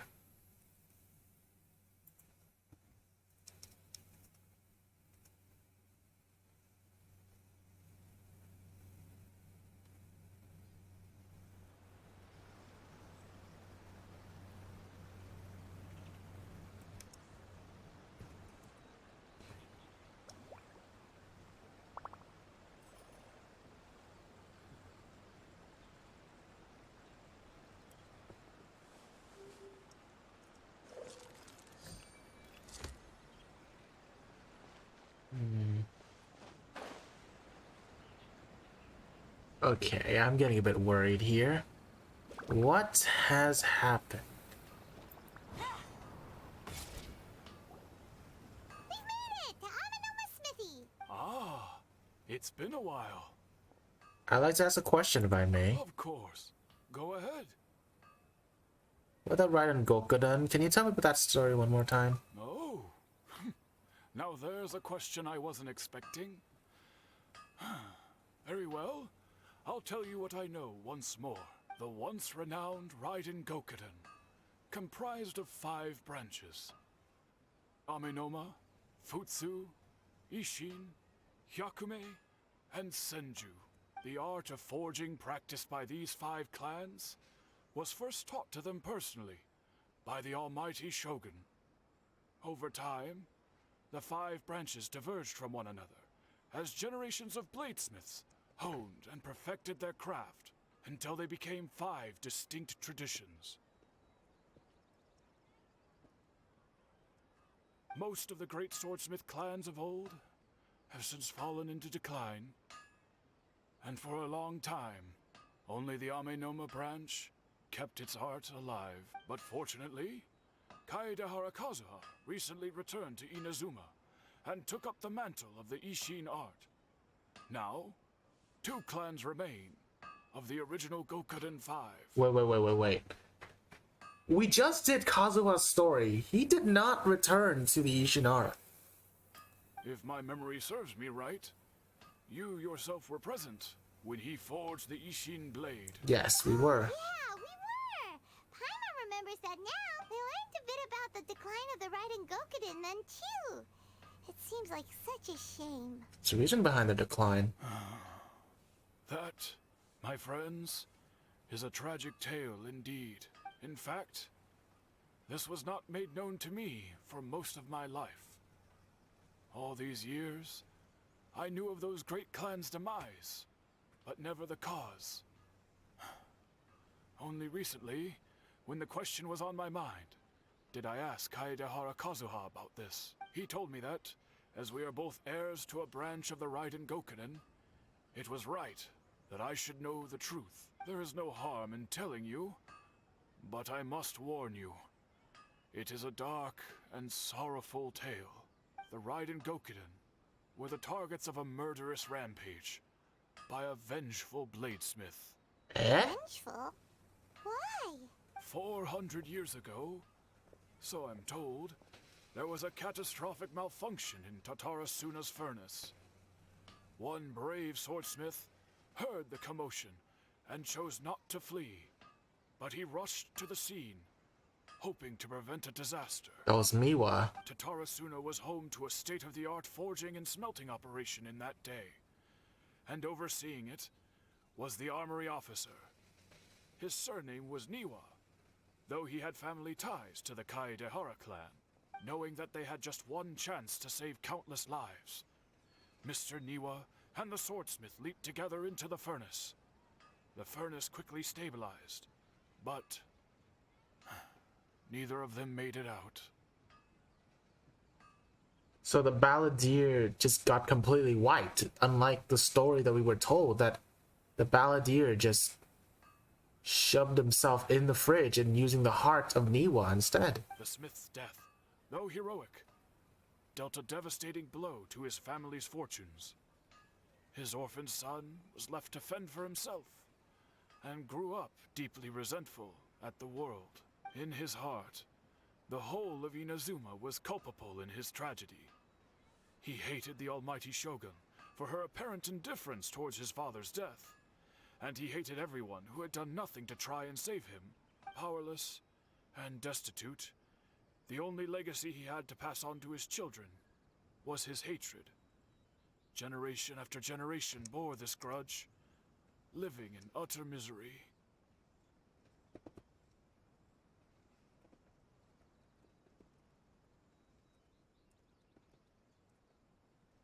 Alas, if only the story could have ended there. But 100 years ago, the then head of this family reached the end of his wits. He could bear their fate no longer, and yet he could do nothing to change it. Finally, he made a drastic decision to take revenge on the Raiden Gokuden. In doing so, he sought to vent his pent-up anger and shake the very foundations of Inazuma's forging industry. Damn. Also, no, Danny, I'm not going to sleep, you little shit. In his fury, he murdered indiscriminately, killing even bladesmiths from the Hyakume clan, which he belonged to. Damn. His goal was absolute, the devastation of all of the Raiden Gokuden. So that's what happened, huh? But when he came to the Kaedehara and Kamisato clans, his killing spree came to an abrupt end. He failed to catch them unawares. They fought back fiercely, and they did not spare his life. That is why the Kaedehara clan and their Ishin art survived that day. I suppose they were the lucky ones, under the dire circumstances. Yeah, someone else attacked the swordsmiths. No, Niwa still died. Is there anything else you wanted to ask? Have you seen Kazuha recently? Kazuha? Why, yes. Just yesterday, in fact. We spoke for a while over some tea. He seemed well. Seems best I fear less. That's all, thank you. My pleasure. Don't tell Paimon. There are other places you want to visit too, right? Your expression says it all. You can't hide anything from Paimon. On to the next stop. Lead the way, traveler. Paimon will be right behind you. Yeah, the story has completely changed. Station's okay. Come on, really? That's complete what? Ceres Shudo's Act 1. Cerberus Custos, that's the Ayato. Yep, that's the Ayato one. Man, I hate it when I have to do some of this shit, man. I have to like complete other quests to be able to open one other quest. That means I'm getting like bits and pieces of stories given to me from other story quests I This don't. place impresses me every time I come here. It's so magnificent, but still so elegant. We'll just wait here. We don't want to cause any extra trouble for you. Ayaka wouldn't mind. Honestly, even if we did come with you, we wouldn't know what to say or do once we were inside. So we'll just leave you to it. All right then, we won't be long.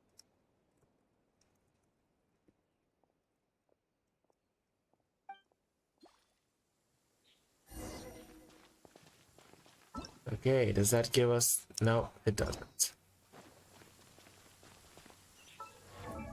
Because we have to complete the other mission. Again?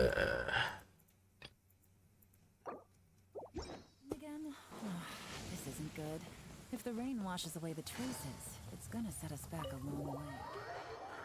Oh, we gotta continue this one for a bit. I hate this.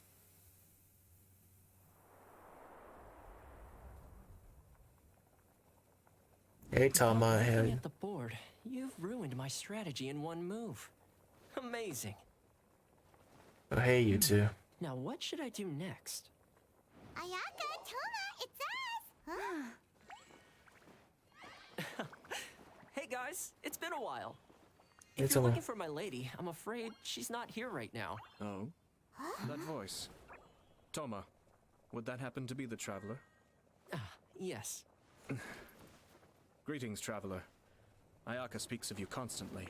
Finally, today is the day. Hey, Ayato. I am head of the Kamisato clan and Yashiro Commissioner. Kamisato Ayato. Hey, how you doing, Ayato?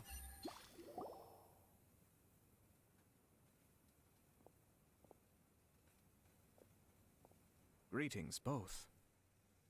I have long been indebted to you on my sister's behalf. Finally, I have the chance to express my profoundest gratitude to you in person. Ayaka is out today. If you are here regarding anything related to the Kamisato clan, you are quite welcome to discuss it with me instead. Oh, hi. Your flattering words flatter us. Please excuse the suddenness of our visit, for it is most improper etiquette. Why on earth are you talking like that? Well, he seems like a pretty powerful person. He's already working his way up Paimon's list of people to never mess with. Look! As soon as he stands up, the whole atmosphere in the room changes, and it feels like you gotta be super polite. Well, I mean, he's the leader of a clan, so... You shower me with praise undeserved, my little guest. There is no need to be quite so formal. This is a private residence, so please, relax. Oh, good. Because that whole spiel was really tiring just now. Alright, now that that's over, Paimon's just gonna ask the question. Yep, so adaptable, Paimon. I heard a rumor that Kujo Kamaji and Hiragi Chisato are gonna get married soon. Do you know anything about that? Oh? I wouldn't have thought you'd heard about that yet. As it happens, we've crossed paths with them before. I see. Well, it's true. It wasn't long ago that I received the news myself. The head clans of 2 commissions are to become joined through marriage. This is big news for the whole of Inazuma. Since the Yashiro Commission presides over cultural and ceremonial affairs, it closely involves us, too. Yes. And since the commissions are kind of the face of the Almighty Shogun to the masses, this wedding is one that we have to treat as a serious affair. True. Fair enough, yes. You are the ones... You're the ones who are handling the cultural part of Inazuma. Ah, 2 true lovers becoming husband and wife. What a happy occasion. It is. High-profile matrimonial links between 2 commissions are extremely rare. But these 2 truly love each other. Tradition should give way to freedom in this case. All right then. I'll be sure to pay them a visit to send the best wishes of the Kamisato clan. No need. I'll visit them personally this time. Huh? But you have other things to be doing. This is a marriage between the Kujo clan and the Hiragi clan. The Kamisato clan must demonstrate an appropriate level of respect. Yeah, so the leader comes to, like... Yeah, because the leader comes would be a more appropriate level of respect. Because why would you want to send a servant instead? You know what? Fair point. That makes sense.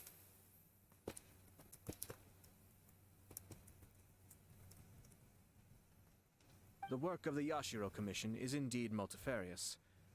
Normally, weddings and other ceremonies would come under the supervision of my sister, but she is presently occupied with other matters, and I happen to have a little time to spare. This will be a good chance for me to pay a visit to the bride and... Oh, and would you two care to join me? Yes. I presume you two have a special connection with the individuals in question, or you would not be quite so interested in this matter. This being the case, why not come and offer your best wishes too? Or is my presumption incorrect? Oh, it's not as interesting as you make it sound. No special connections here. Super ordinary ones, actually. We just agreed to help deliver a letter this one time, that's all. Although wait, does that mean we helped make this wedding happen? Romantic relationships are determined by fate, not a freaking one-piece letter.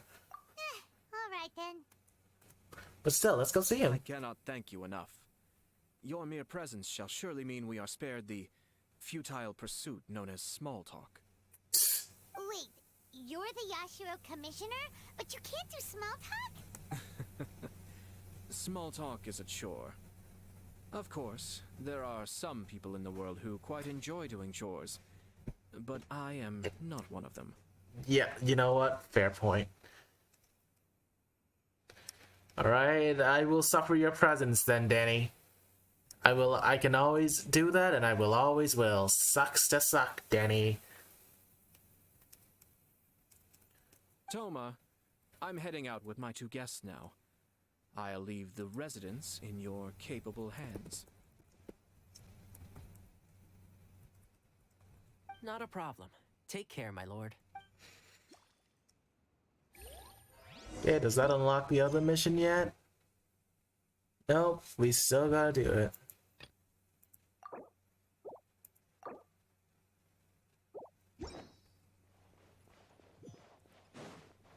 To go back, I can't go.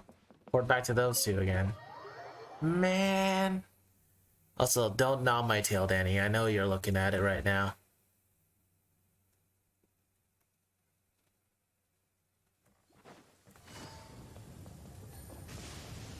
Oh boy. There's lightning. Ah, you're finally... Ah, Yashiro Commissioner. Who are these two? They're friends of ours. I'll do the introductions.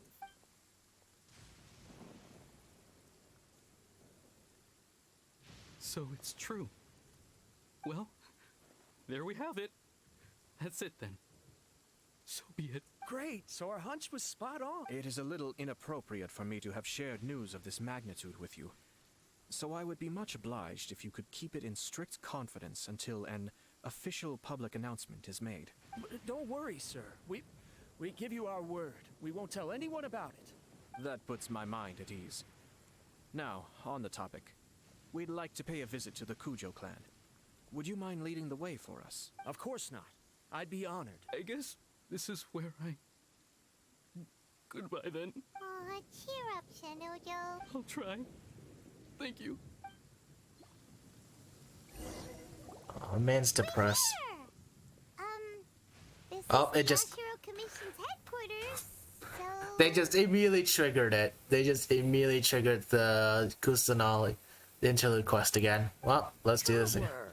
It's been a while. Hello there. If you're looking for the Commissioner and Miss Kamisato, I'm afraid your timing is unfortunate.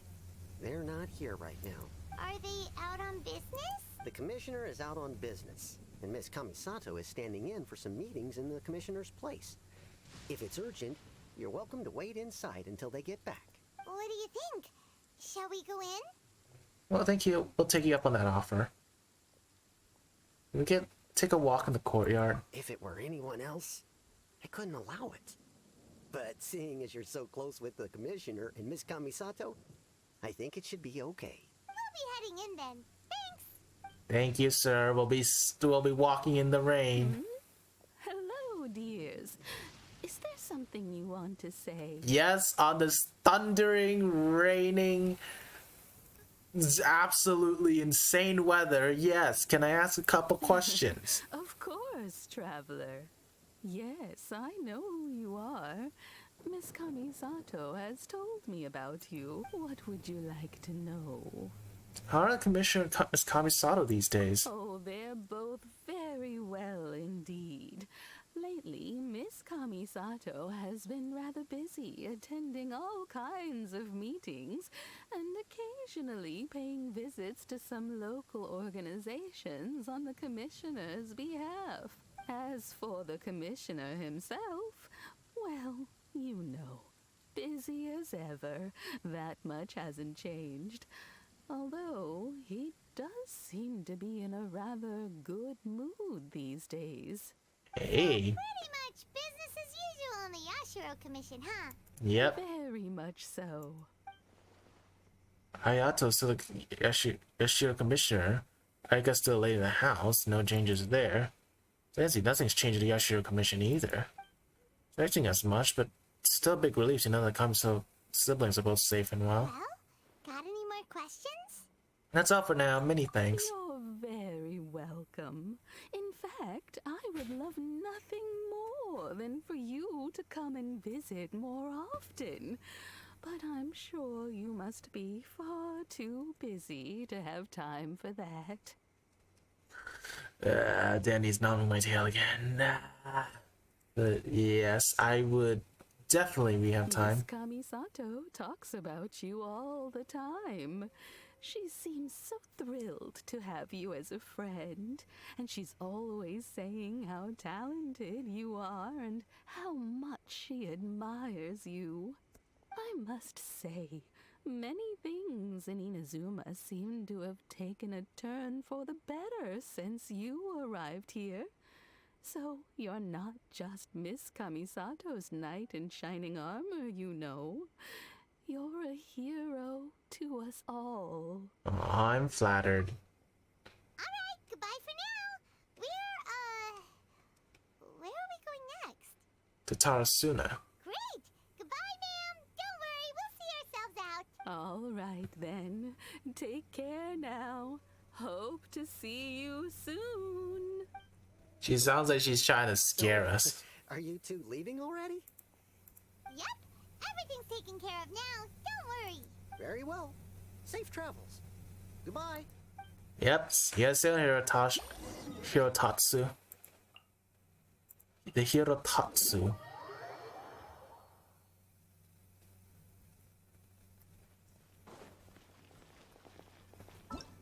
Hold on.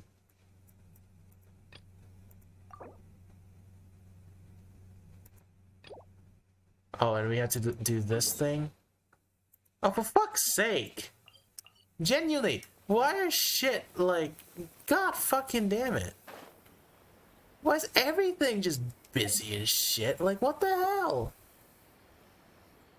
What does this got to do with anything, man? Film notes. Since when did we have film notes even? It's not an event or anything.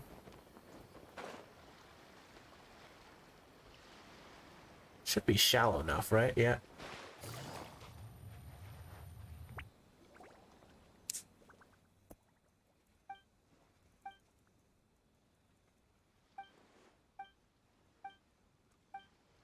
I don't care.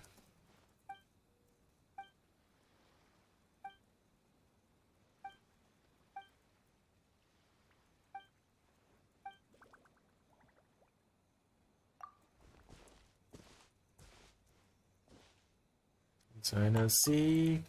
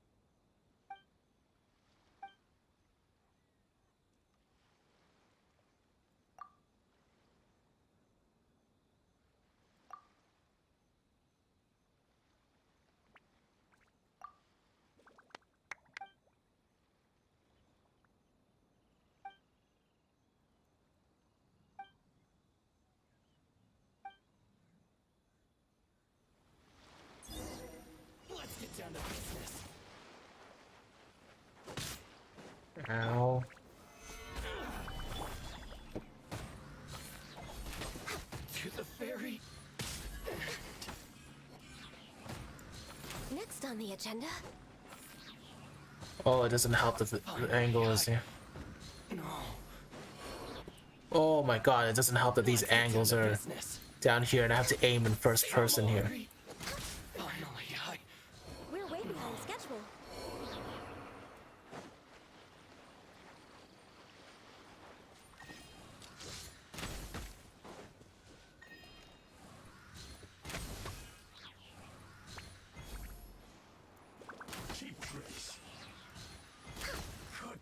Next on the agenda. Oh boy.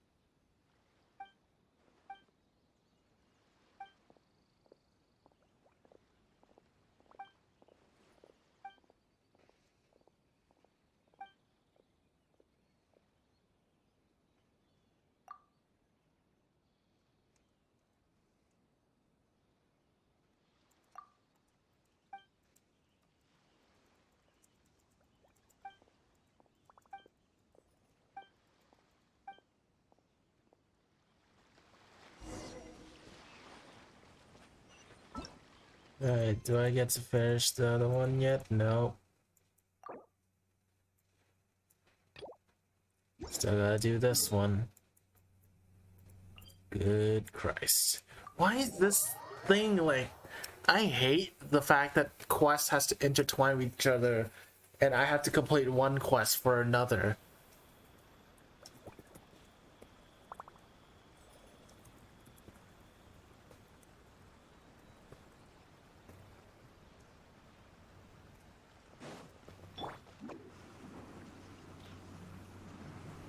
Why can't they just not... Like, why did you have to include this? Like, there's no point.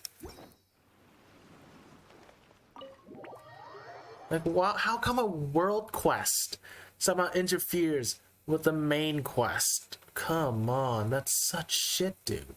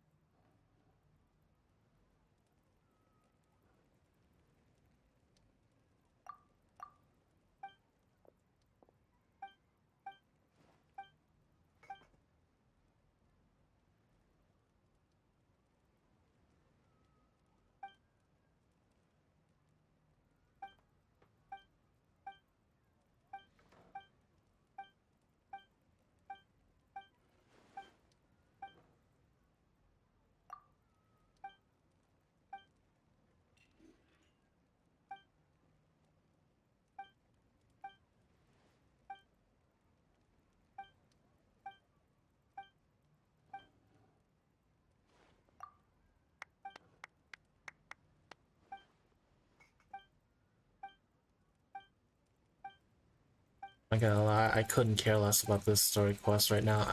I just want to get over with.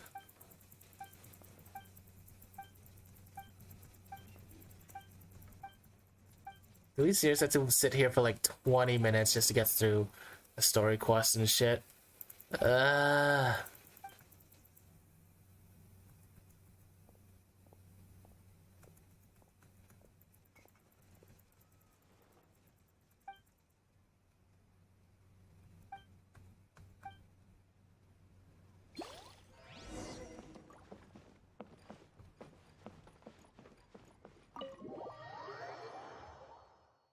Do I seriously have to go through this? I don't want to go through this. All I want to do is just do the story quest.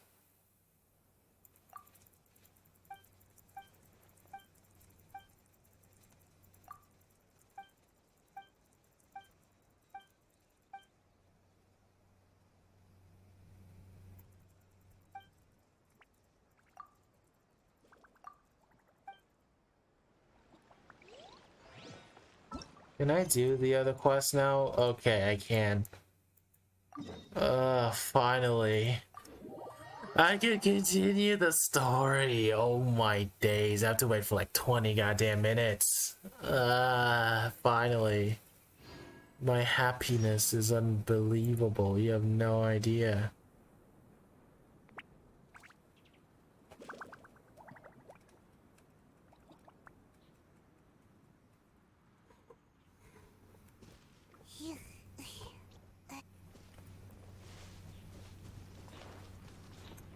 Right.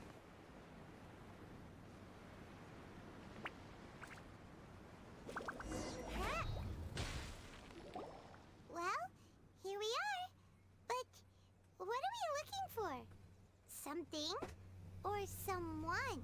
Do my eyes deceive me, or is that the Traveler and Paimon? Oh hey, that's Xavier. What are you doing here? I was in the general area, and now I'm in this specific area. There, that's me. So what about you two? We have some questions and thought you might be able to help. You know much about the Tatarasuna? Certainly do. I've researched the furnace here in some depth. If there's anything you want to know, just ask away.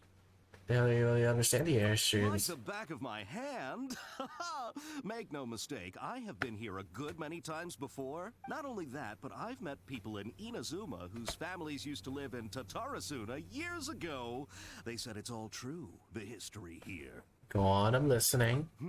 Oh, well, it's a long story, don't you know? The tale of Tatarasuna starts a long time ago. I'm told that its history is one of the most foremost forging and smelting operations in the nation.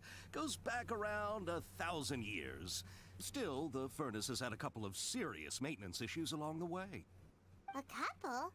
When exactly? Maintenance One was issue. just in the last few years, the other was several hundred years ago. A fun fact, I'm not the first Fontaine tech guy to come and work on it either. There was a guy back then too. They say he was a mechanic who consulted on a technology upgrade.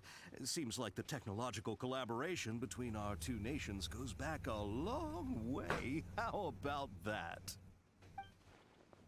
The doctor still sabotaged the furnace, needs to ensure chaos. Yeah. Weren't you gonna ask Xavier something about Tatarasuna? Come on, ask already. I am. Oh, I didn't realize you two were here for a history lesson.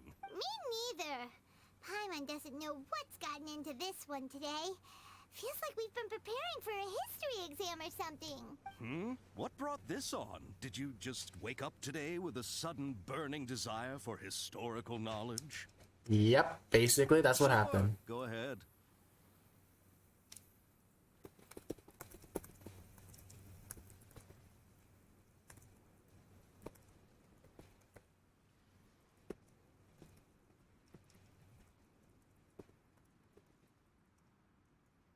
Are the kabuki mono connected to the Tarasuna? Kabuki mono? No, I can't say that I have. I do know the word. Inazuman for those eccentric types who always go around dressed to the nines. Just the sort of person that I'd like to meet, actually. But sadly, I've never had the pleasure, nor have I come across anything to do with a kabuki mono where Tatarasuna is concerned. Kabuki mono. So, yeah, the biology seems to erase him. Sure, changes only affected himself. Of course! Don't mention it. Oh, we're leaving? Okay, bye, Xavier. Oh, you're most welcome. More than happy to help. Farewell. So, he only managed to erase himself. All the information you're looking for. So he managed to only erase himself, but not necessarily the past, of which, yeah, time to go back and see less about Luca's knowledge. Sure, but what's up with you today? Whatever it is, it seems like it's really troubling you.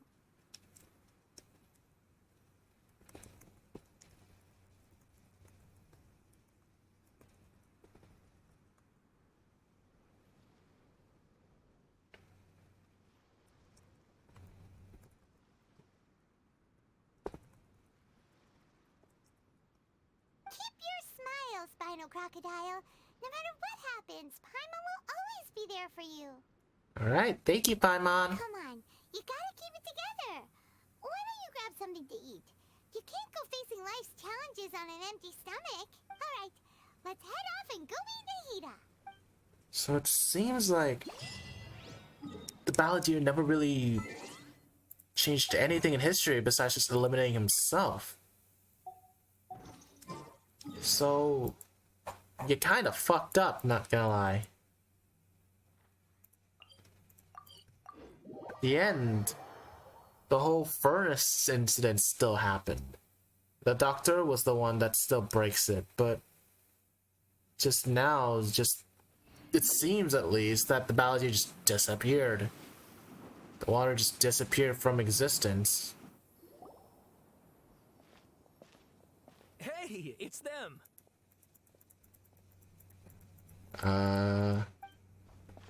Hey, what's up? Akaba, Sawada, you're still here? Are you still talking about the essay? Indeed we are. If you have a moment, we'd love for you to join us once more. We have time. What do you want to talk to us about? It's the same topic we discussed last time. Obviously. Still looking for more info about Tatara Suna, huh? Should we join them? Just tell us past. Let's see what they had to say. Unfortunately, we haven't made any real progress. The article that you let me read last time was great. Can I read it again? Huh? Oh, of course.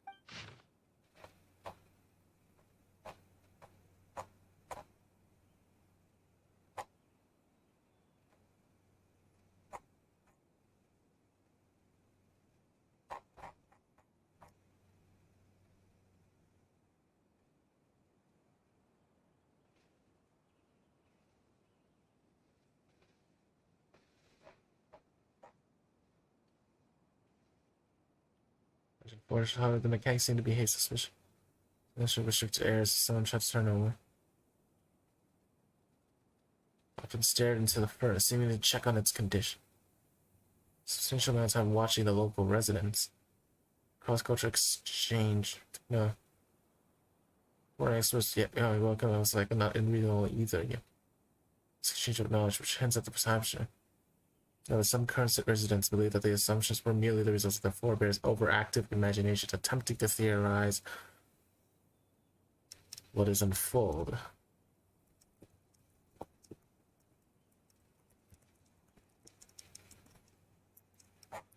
Huh. I presume you'll want to read mine as well.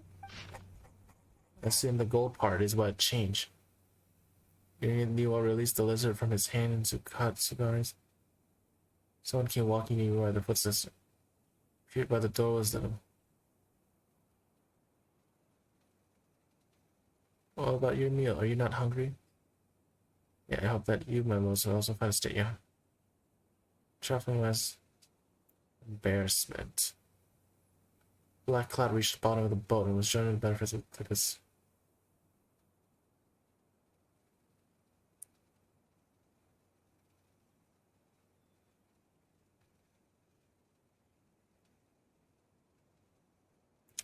Huh.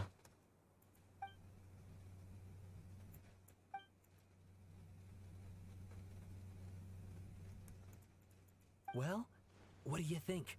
Masterpiece. Remember how last time Akaba was saying how he wished he could gather more information about all this? Well, we just got back from Inazuma. So how about we tell them what we learned? Yep, what did we you can. find out? Something big? It's a long story. Basically, we have some friends in Inazuma, and... Wow, so many new details. Thank you so much for sharing that with us.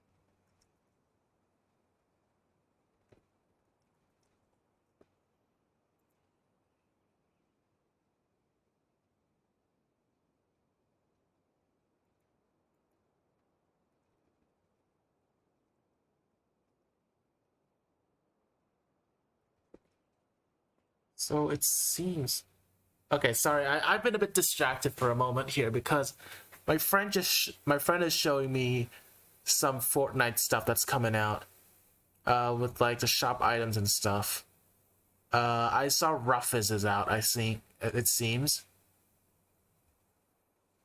Ruffus is out, it seems, and the Rex Attack bundle is also out as well. There's a Shoya emote that I don't know what it is about just yet. I do have the Rex Attack bundle.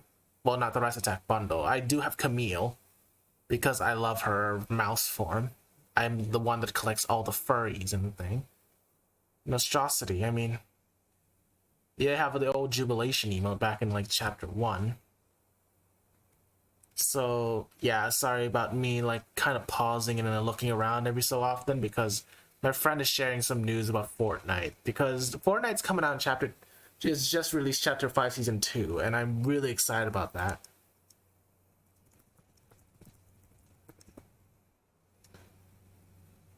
So, yeah, I'm just, like, looking around every so often because my friend just shows me some information. Well, well. So it all comes down to one man's desire for revenge. Huh. You heard this from a member of the Amanoma clan, you say?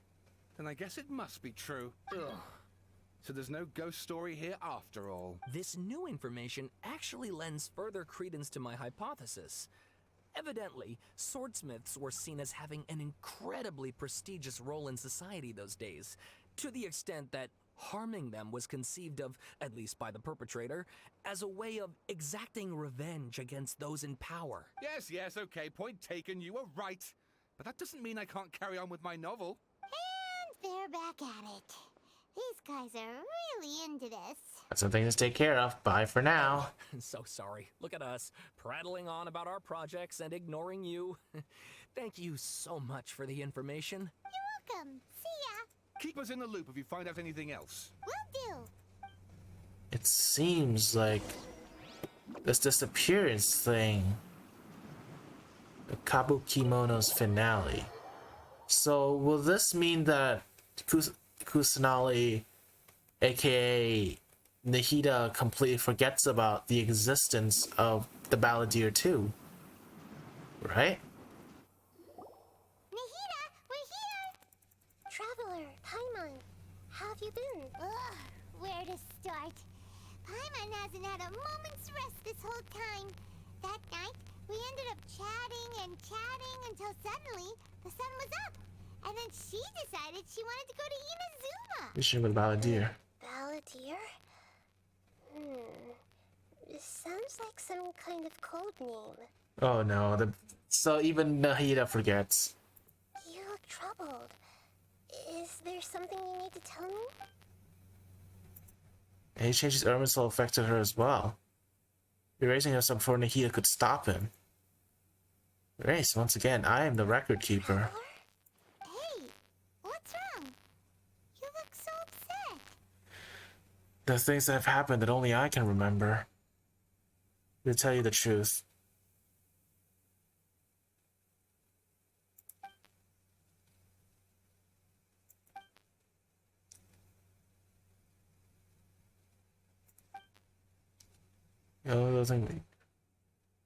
Something to take his revenge. Chen began to become a deity with a nose and ended up losing everything. Irminsul learned the truth behind his betrayal, knowing that his title was built on lies. He did an attempt to reverse his tragic fate. That's quite a story. So, this puppet known as the Balladeer erased himself from Irminsul, hoping that he could change the past. But how was he even able to do that? As the Traveler said, he very nearly became Sumeru's deity. Admittedly, I remember it a little differently. I don't recall finding anyone inside the machine after we defeated it. Nevertheless, it does make sense. If someone were to successfully erase themselves from Irminsul, the world would change to reflect the new reality. So, you believe this person really existed, and we just don't remember him because, well, because he literally changed the world? Yep, it seems like so. Theoretically speaking, it is possible to do this. But I'm struggling to imagine the kind of person who would dare go through with it. The Traveler comes from a world beyond to that. That's why there's no information about her in Irminsul. And it also explains why any changes to Irminsul wouldn't affect her.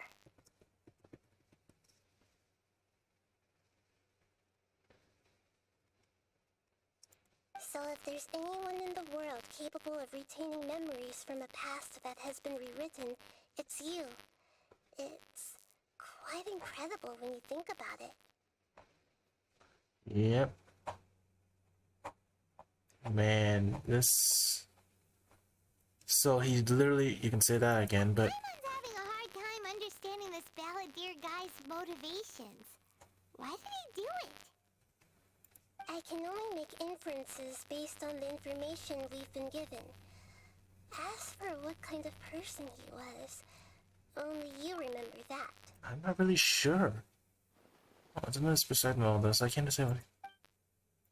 Want to reset everything or save something? Do you want to completely undo its existence? This was... That's all there is to it. My hesitation gave him the answer. Because I witnessed Greater Lord Luca Devata to her own existence, but I can't tell Nahida that.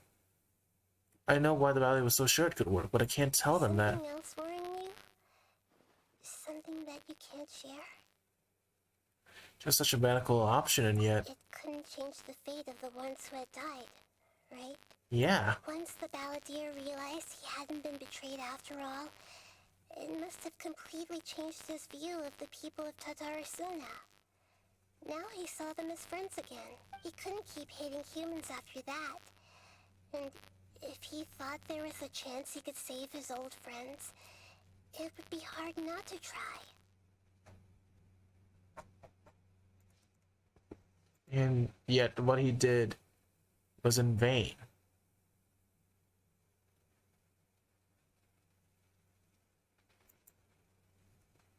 The story makes sense. Every part of it. The Balladeer tried to achieve godhood with the Doctor's help. He was unsuccessful, but retained the power to connect with Irminsul. That power then enabled him to change what was recorded in Irminsul and erase himself, even though he didn't have much strength left. Yeah, it does make sense, but it still ended in tragedy for his friends. It just feels so hopeless. He gave everything to do this, but it seems like he got nothing in return. Anyways, yet still, the dead still didn't get a second chance. Thus, way the tragic end could not be saved. Right back against betrayals in his life, but he wished he'd never existed at all. Please wait a moment. I want to check something. Found it. This should be the one. Eh? It turns out that I have a strange way of confirming everything she has told us. What is it? A record from a personal collection.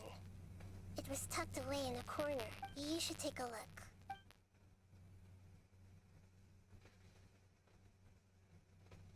Is this a fairy tale?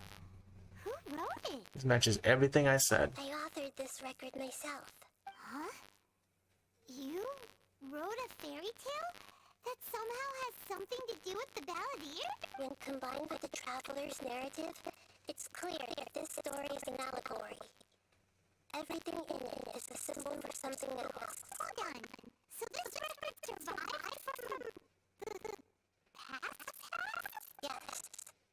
Any information about the Balladeer or the Kabuki Momono records will change. But I wrote the story in a way that the means was left intact. Changing information in Irminsul changes to that. But Irminsul can't change information that was well hidden in advance.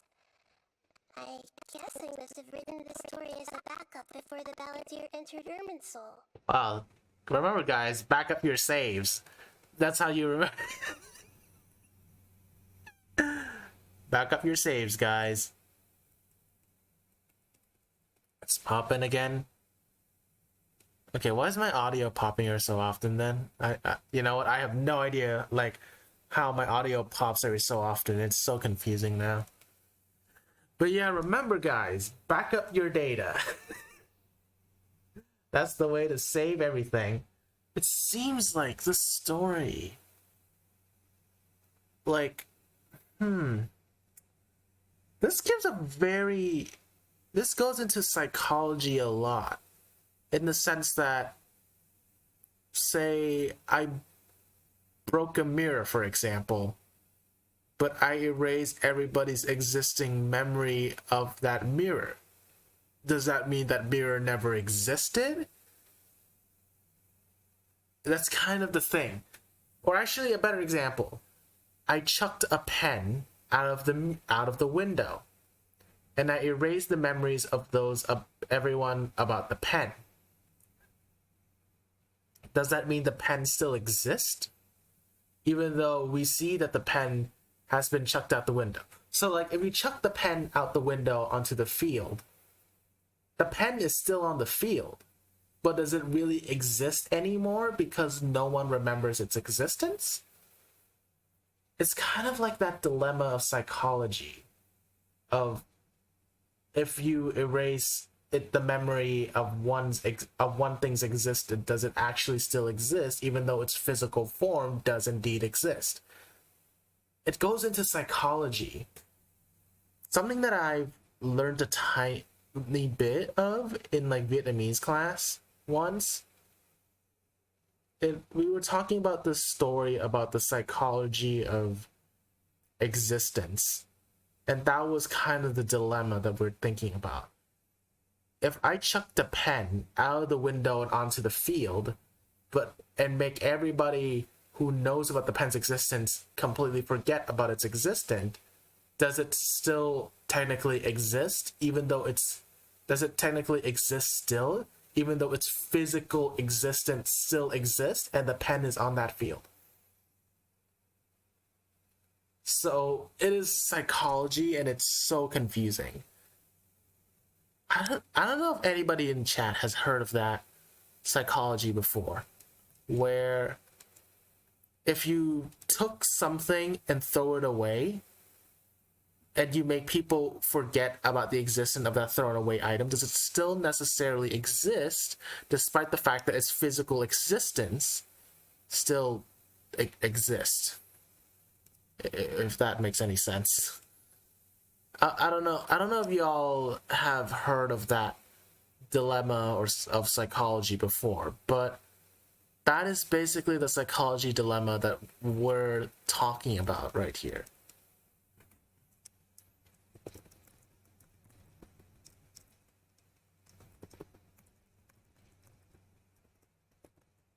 I don't know if anybody has heard of that kind of psychology before. Yeah, I think that's basically what happened to the Balladeer, basically. That's incredible! What a great idea! And sending the traveler into Irminsul with the Balladeer must have been a further precaution. I knew she'd remember everything. This story is abstract enough that it still resonates with the present information recorded in Irminsul. But if we connect all the different pieces together, the true story that emerges is the one she told us. The now erased life of the Balladeer.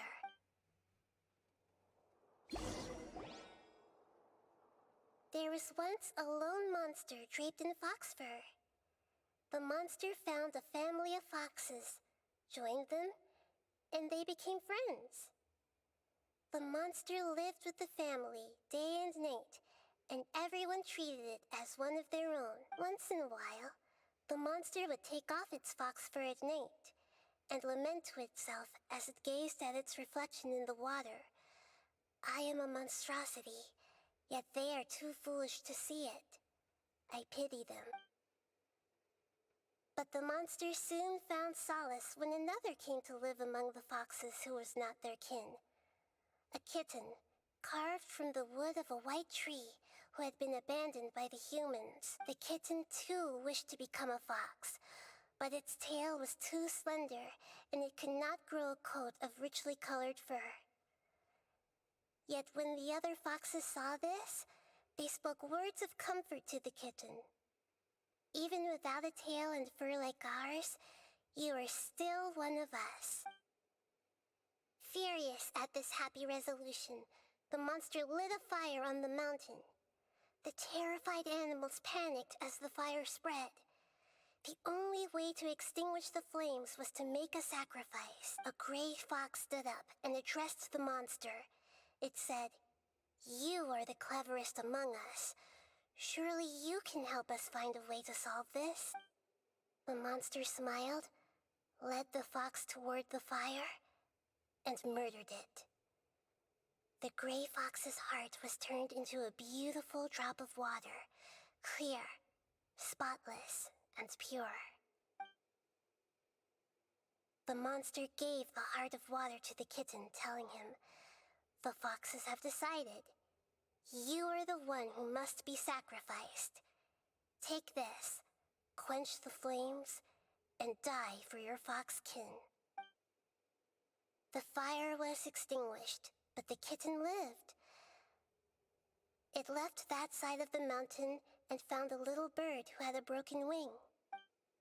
The two promised they would spend their whole lives together, but the little bird did not have long left to live. It passed away soon after. After burying the bird, the kitten left the mountain for good. So the kitten is basically...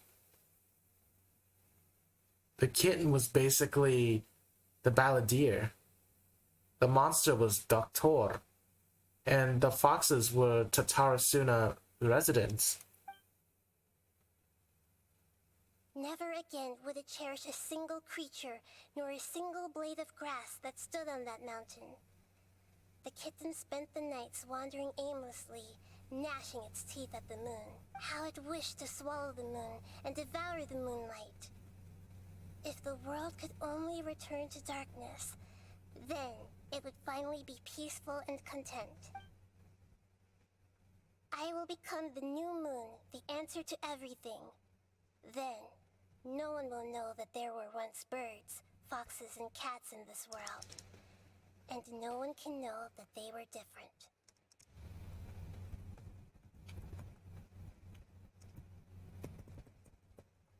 And so this really is like the story, but it's just told in a fairy tale.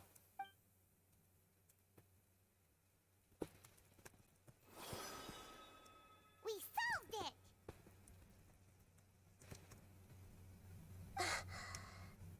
I remember now. This is not just the balladeer story. It is his very own memories. I made a backup so that it would be preserved no matter what happened. To become a god, he was experimented on and modified countless times. It was brutal torture, and the only reason he was able to survive is that he was a puppet. This memory was extracted from him by the scholars. Presumably, they kept it to have something to defend themselves with. Creating a deity was just the first step. Some of them wanted to be able to control it. That's why they backed up his memory for later use. So the balladier's memory is just literally an HDD drive. It's literally an HDD drive, such an SSD drive. What? So even so again, we can implant the memories. Okay, so back to the psychology of the pen again, where we threw the pen out the window and make people forget about it, but we keep the memories of those that remember the pen's existence in a box. Now we open that box and tell people about the memory of that pen's existence again. Does that pen really exist, even if its physical form is there? See, now, the psychology in this shit is... I think it fucks up people's brains. This is the whole, like, we've talked about before. When one's brain, the psychology is that when one, because in psychology, we've talked about, again, the pen gets thrown out the window onto the field. People forget about the pen's existence. Everybody. Does the pen still exist, even if the pen's physical manifestation still exists? Now, we add to that equation, now we remind people of the pen's existence to those that don't know. Now, does the pen exist with the manifestation, and even with the physical manifestation that was there before when nobody knew its existence? I guess the answer is yes. I buried it deep inside one of my own dreams, and then hid it inside an allegorical story so that it wouldn't be altered. It's hard to believe that this person really existed, let alone that he tried to get rid of us on more than one occasion. Paimon has no memory of him at all. He completely vanished like a puff of smoke. The balladeer agreed to help me look for information about the Descenders, and although he was unsuccessful, he still helped you. Before he vanished, he confirmed an important detail. That Conria was where your twin first came into this world. Yep. We still don't know how the change to Irminsul will affect the senior ranks of the Fatui, but in all likelihood, they won't even remember their own Harbinger. I've had this feeling before. It feels like life is insignificant as a feather. Like, I know it's just a game, but like, good God, like, we're learning psychology and everything about, like, the Sumeru storyline was one of my favorites in terms of like complexity and metaphors, basically, because we talked about it before. The Archon quest beforehand of Sumeru was basically going over and over again about Hinduism and Buddhism. Basically, it's a metaphor for Hinduism and Buddhism, where you get reincarnated again and again and again and again, and the only way to get the cycle of life is that when you die, you reincarnate as something else, same thing or something else in terms of species. And you die, reincarnate again, depending on your karma, you reincarnate as something else again and again and again and again and again, until you finally get out of that cycle and reach nirvana, which is basically the Christian equivalent of heaven. And I know this because I took more religion in grade 11. And I have parents who are Buddhist, who Buddhism and Hinduism have shares a lot of similarities to the point where it's almost practically the same. But yeah, like even then, like on the first parts of the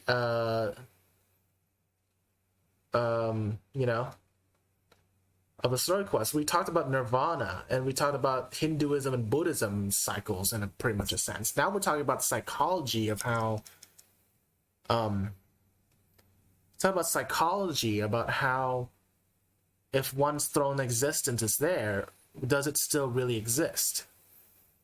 And I know I blabber a lot here, but this is why I like to make videos and streams about Genshin Impact. Because I can either be shocked about a plot or something, or I can share my own knowledge and wisdom about a certain topic. In this case, the psychology of the existence of a manifestation of an object, and does it really exist, even if people's memories of that object goes away, as well as talking about religion and how Buddhism and Hinduism kind of impacted the story. Hindu is basically the inspiration of what is essentially Sumeru's Archon quest. Because I get to, like, I don't know, like the word flexing my knowledge makes any sense, but it's more so like telling my own knowledge and how that applies to the story of Genshin Impact and how it's doing things. So it seems here that, again, we're going back to that psychology. We've thrown that pen out, we're going back in. Now we give that memory back to people. Does it exist again? Even though just 5 minutes ago, it technically doesn't exist because nobody remembers its existence. It sounds like Paimon wouldn't like this guy a whole lot if he was still around. But still, Paimon doesn't like the way it all ended that much better. This is why wisdom alone cannot answer all our questions. We look, we see, and we comprehend, but the question still troubles us. Exactly. And that is why I'd say myself is that I'm still a dumbass, okay? Even after I just talked about all this knowledge and stuff, pretending like I flex my knowledge, I'm still a dumbass. So, questions should be decided upon the person who asked the question. The answer needs to be decided by the person who's asking the question themselves. Once they find an answer, that is when the question is solved. You can't go 1 equals 2. You have to find a way to make the equation to make it so 1 equals 1. That's basically the whole point. So the answer is not everything. People yearn to find the truth and then conquer the troubles they face. When you give someone the truth, you give them a chance to choose their own destiny. To others looking on, this may seem like a pointless endeavor, but for him, the chance to act on his desire to disappear must have meant a lot. Never forget that even when we walk beneath dark clouds along a road filled with suffering, the light of wisdom is always there, guiding us toward a better destination. And that is what you have been doing all along. Yeah, Nahita's right. Cheer up. How about we go get something to eat? We can pick up this heavy conversation again later. Good idea. Paimon, why don't you take her out for a walk to clear her head? You got it. Come on, traveler. You need to get out of your head for a while. You'll feel much better after taking a walk. Alright, sure, I'll go take a... Get a snack from one of the stalls in the Grand Bazaar. That'll be sure to lift our spirits. Oh, for fuck's sake. Oh my god. Manticora Chapter Act 1. Which one's the Manticora? Oh, Deia's quest. I have to do Deia's quest. What? Okay, listen, I love Deia, okay? She's my favorite character in Sumeru. It has a personality. And no, this is not a metaphor for her tits. Shut the fuck up. Genuinely her personality. It must be really tough being the only one who remembers all that. But Paimon's always here to help cheer you up.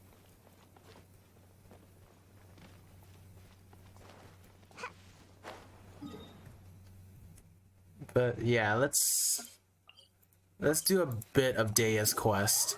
Jesus, we have so many of the quests to like jumping in and out to other stuff.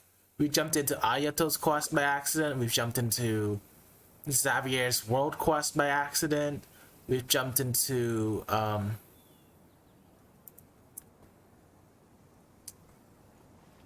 we teleport ourselves back up here. I'm a fucking idiot. We accidentally started Ayato's quest. We accidentally started Miko's quest, which we had to do yesterday. We accidentally started Kazuha's quest, which we did yesterday. We've accidentally started Xavier's world quest yesterday, and Xavier's quest today as well, like yesterday. And now we're gonna accidentally start Deia's quest today. Paimon's trying to remember. What else did we put on our shopping list? Oh, what a mouth-watering smell. Paimon would know the aroma of biryani anywhere. Let's go get some.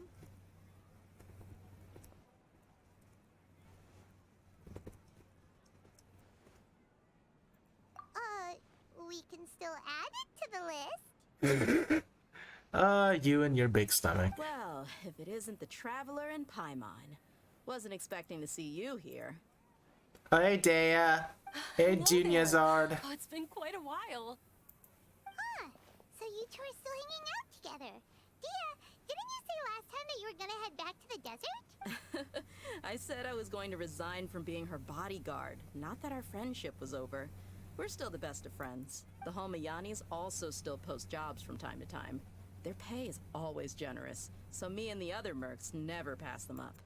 I told Dia to just stay at our place when she took one of those jobs a few days ago. My parents were delighted. They even said that it always felt like we were missing someone whenever Dia wasn't around. That sounds like something they would say, all right. They're always so welcoming. Anyway, the job is already taken care of, so I was gonna head back to the brigade as soon as I finished a little shopping. But the master kept insisting, and I ended up staying for another day. Yep. You can stay for as many days as you want, Dia. Father hasn't even gotten around to treating you to his best dishes yet. You know I'm not the kind of person to stay put in one place like that, my lady. Don't worry, though. There'll always be next time. What? She said they'll treat you to the best dishes! I can't believe you can still refuse that! But wait. Didn't you say last time that you would take me on a trip to the desert?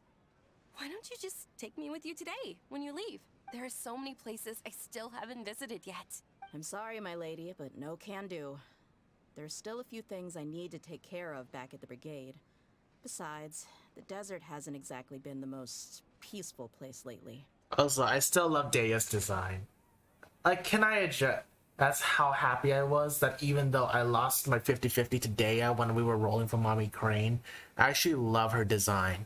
Like, genuinely. The cat ears, the blue eyes. By the way, I love blue eyes. Blue eyes with yellow. Her, like, triangle earrings, that's cool to me. Like, that handguard looks sick as fuck. Oh, come on. Not this again. That's also what you said last time and the time before that. I know, I'm sorry. Just give me some more time, and I promise I'll plan the best trip ever for you. Alright, fine. To be perfectly honest, it's not that I wanted to go, it's more like... I feel like something is off about you lately. Ever since you first set foot on the estate a few days ago, you've been acting anxious and even paranoid. Have you been delaying our trip because you've run into some kind of trouble? Nah, are you kidding? You're worrying too much. Would you swear on that? Friends shouldn't lie to each other, you know. I wouldn't pry any further if you're willing to swear on what you just said. But if something really is bothering you, then just tell me. You know I'll help you however I can. Oh, looks like Dunyarzad was onto something. Yep. You're too perceptive, my lady. Seems I can't hide anything from you. I just thought that nothing good could come out of telling you about the messy happenings of mercenaries. Knowing too much only leads to more trouble. Mercenary life is a dog-eat-dog world where Mora reigns supreme. Everything operates on a completely different set of rules. That doesn't change anything about what I just said, though. We're still friends, and I can only support you if I understand what's bothering you. My lady... You're not gonna stop until you drag it out of me, are ya? Alright, I'll share what I know. Let's go somewhere else first. This isn't exactly the best place for a discussion. Okay, let's talk here. Just try not to draw any extra attention. As you may already know, the Eremites have both a lot of mercenaries and a complex organizational structure. Many mercs are no different than me, just going around looking for jobs to earn some mora. My brigade is called the Blazing Beasts. We're not a large group, but every member is loyal and brave. However, not all Eremite brigades are like mine. Some are willing to cross all kinds of lines for the sake of mora. The most notorious is a faction known as Deshret's Relics. Deshret Relics. Judging from the name, they must really look up to... King Deshret. Yep, you got it. I've heard that you've already crossed paths with Ain al-Akmar. They're one of the groups under the Relics banner. Yep, the guy that tried to scam us of 3 million mora. Yes, we know. Oh, you mean the group that tried to sell us the Divine Knowledge Capsule? Yeah, they weren't friendly at all. Again, he tried to scam us of 3 million mora. Deshret's Relics is composed of many smaller brigades like Ain al-Akmar. The Relics headquarters issues orders to all brigades under his control. Ain al-Akmar. The Ain al-Akmar sounds like a very familiar name, I forgot. On any other day, I would want nothing to do with them. Unfortunately, though, the brigade that's stirring up trouble now is none other than Dakan al-Akmar. Dakan? I think it means beard or something. Believe me, it's a really stupid name. I found it insufferable for years. Anyway, the real issue is that Dakan al-Akmar is led by my father, Kusela. Say what now? Oh shit, that's a revelation. I think I'm starting to understand your anxiety now. But what did they do? I won't go into details, my lady. But they've been involved in a lot of violent incidents. We're talking hundreds. Hundreds? Sheesh. The scenes tend to be quite gruesome, too. They stripped the victims of all their valuables before murdering them. Oh, boy!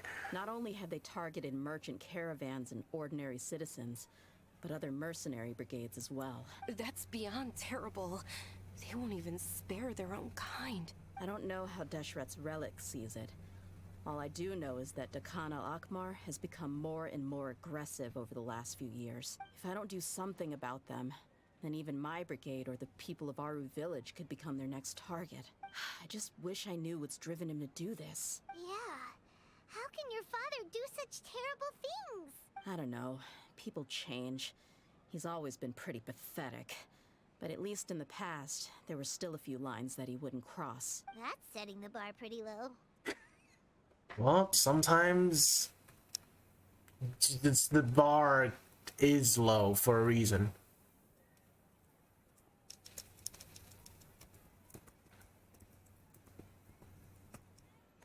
I mean, if he was even remotely decent, then why would I have to leave the brigade and cut all ties with him? True, that's why you create the Flaming Brigade, isn't it? He was loud and foolish, with no real sense of purpose. Instead of doing anything useful, he spent most of his time drinking and chasing after women. Of course, the other brigade members were just like him. Their ruckus would go on night after night. Sounds like a nightmare. What about your mother? Did she ever step in to stop them? Unfortunately, I never knew my mother. I'm sorry, Dia. Oh, I shit. didn't know. So basically your dad fucked another woman and then... Damn.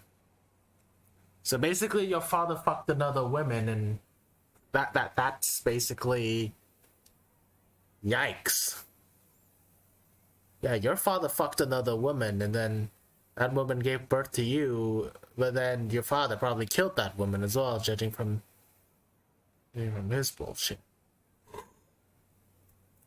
It's all right, my lady. That's pretty common in mercenary circles. Didn't I mention that my father was chasing after women? I was the result of one of those encounters with some random person. Yep, like I said.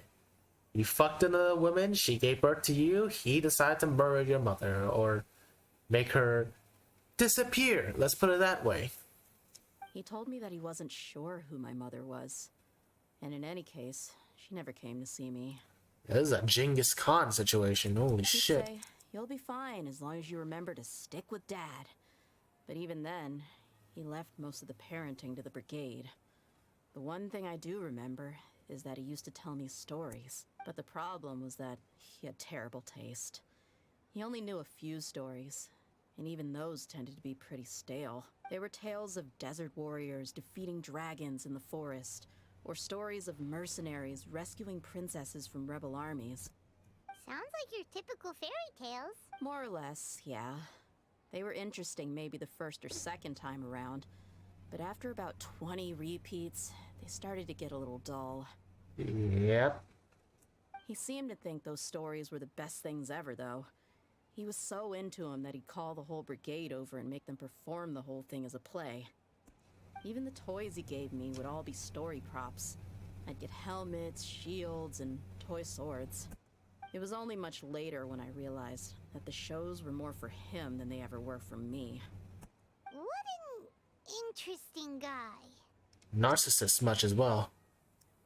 Trauma goes brr. Yes, exactly. That's exactly the whole point. Trauma goes brr. This is... So let me get this straight. Your mother doesn't know you. Well, basically, your father fucked another woman. That woman gave birth to you. The baby just gets put to your father. Your mother never visits you. And your father is an absolute terrible beat dad. Wow, that's something that I never thought I would be hearing today, because I need to even get through this cutscene just to finish the interlude, which we had to go through 4 different times. This is why it took 3 hours. We could have finished the interlude literally an hour ago. Instead, we have to accidentally go into Deia's quest. We have to accidentally go to Ayato's quest. We We have to accidentally go through Yae Miko's quest. We have to accidentally go through Xavier's world quest. Like, god damn it! Just why are you all letting it interrupt like this? I wonder. Man. Also, hi to Sheppo. Yeah, I'm just a bit frustrated right now. Because I had to go through like 4 times. Oh yeah, and I had to go through Nahida's story quest a bit by accident as well. Just so that I can get through like the interlude quest. Which should have been done an hour ago. Like, fuck off. Yeah, I've always found him pretty childish. But that was something I could just shrug off. I had no reason to despise him until I grew up and learned the true face of Deshret's relics for myself. Looting, blackmail, violence, and fraud. They not only accepted such heinous acts, they would even openly boast about them. Man, what a narcissist. No one in the brigade was any kind of hero. Instead, my father and his cronies were more like the bad guys that needed to be taken down. Did they really think that as long as they didn't do any of that stuff right in front of me, I would never know? I think I can understand your feelings. The difference between perception and reality must have hit hard. Yep. Yeah, but don't worry, my lady. It's all water under the bridge to me now. I had a huge argument with my father and left that place behind for good. I'm not investigating them due to any bitter feelings I still have towards my father. I just want to protect those that are close to me. You just want to find out why they suddenly started causing so much more trouble. Yeah. I told the boys to gather as much information as they could. Most of the reports concern violent incidents, but there's also some talk of smuggling. I see. But isn't this investigation incredibly dangerous? It is, but every mercenary lives life on the edge. It's a lifestyle that I enjoy. That may be true, but it'll be impossible for those who care about you not to worry. Well, now you get why I didn't want to share any of this with you. What should we do? They both have valid concerns. I'll go back to the desert with Dea. Huh? But there's no need for you to get caught up in this mess, too. Well, she's super tough, so if she went into the desert with you, then Paimon bets the problem will be solved in no time. I'm inclined to agree. I'd feel a lot more at ease if you took her along to help. You can count on me. I'll do my I'll best. wait for news from you in the city until then. Please, stay safe. I'm honored that you care so much for me, my lady. All right, then let's get moving. Our first stop will be Caravan Rebot, where we can catch up a bit with my fellow mercs. Yep. So let's protest piece completed first. Okay, so which one is this and... Oh, the prelude. Hey! We can finally do the fucking prelude again. Thank fucking God.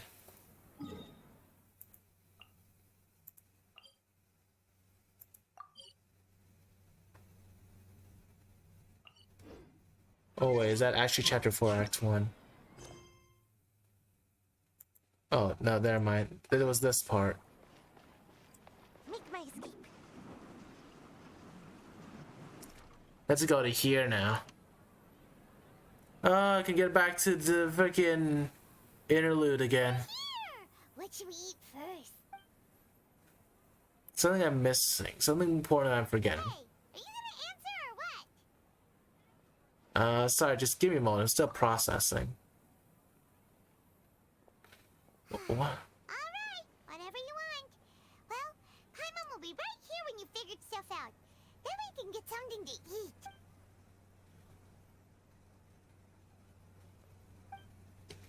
Forbidden knowledge, Nahida. What is it? Have you figured it all out? Real Rukadavana, she said that no one can erase themselves from existence, not even her. Why would she need to create her own reincarnation in Lesser Lord Rukadavana to do the deletion for her? There would be no point. Why'd you jump up all of a sudden? We can still find the Balladeer.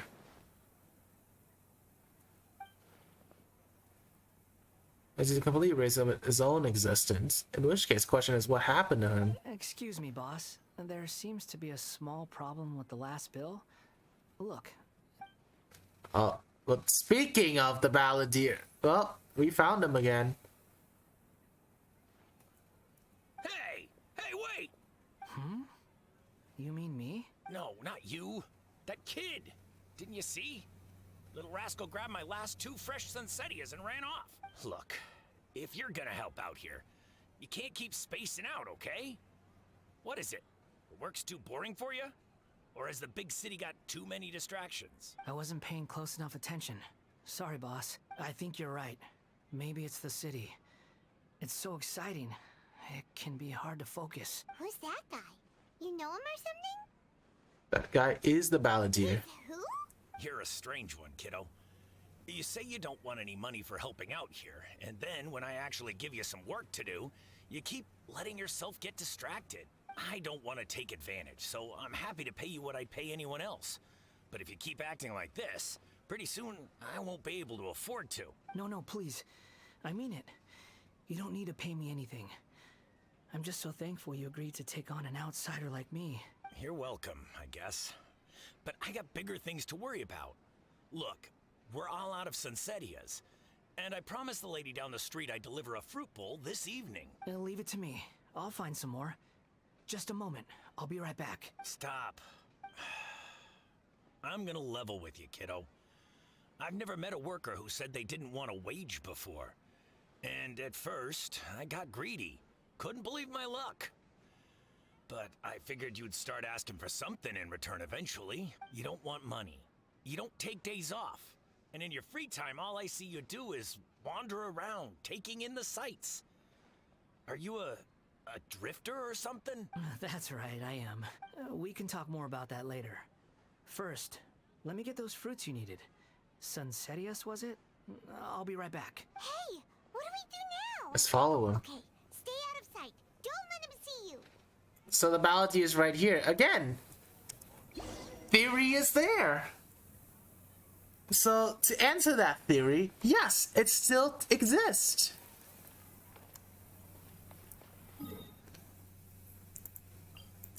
If you threw the pen out of the window and make people forget it, the pen still exists because its physical manifestation still exists. There we go. Psychology completed. We just did some psychology. But then again, it is psychology after all. Yeah, this'll do. Even though you say he's the balladeer, what are we planning on doing? Stealing his Sunsettias? Isn't that a bit too cruel? Shush. This should be enough. Guess I should wash them before I take them back. Never believe it. Huh? You two over there. Is there something I can help you with? He spotted us! You've been following me all the way from the city. I'd have to be blind not to notice. Yeah, right, we were following you. Have we met before? No, we haven't met. But you know me? Yep. I have no recollection. It's complicated, but I do know you. Are you absolutely sure? Sorry, but I just can't take your word for it. I can prove it. You're a puppet. A puppet? What makes you think that? Huh? You were right! The look on his face! I guess you do know me after all. That is not something I share with a lot of people. Look, I'm just a wanderer. But seeing as you've gone through all this trouble to track me down, I'm sure whatever it is must be important. Does something want to take you? Okay, but please let me deliver these goods to my boss first. Are you really working for that guy? He said you don't want any more for it. Is that true? Yes, I ran into him out in the wilderness during a storm, and he let me take shelter in his cart. In return, I said I'd be his helper for a while. That's oddly nice of you. Let me take these back. Then I'll come with you, okay? Then let's return to the city. Yep, this is literally the whole case of psychology. If you we've already talked about it, but so I won't say it again. It's all about the pen situation. All over again. It's the pen situation all over again.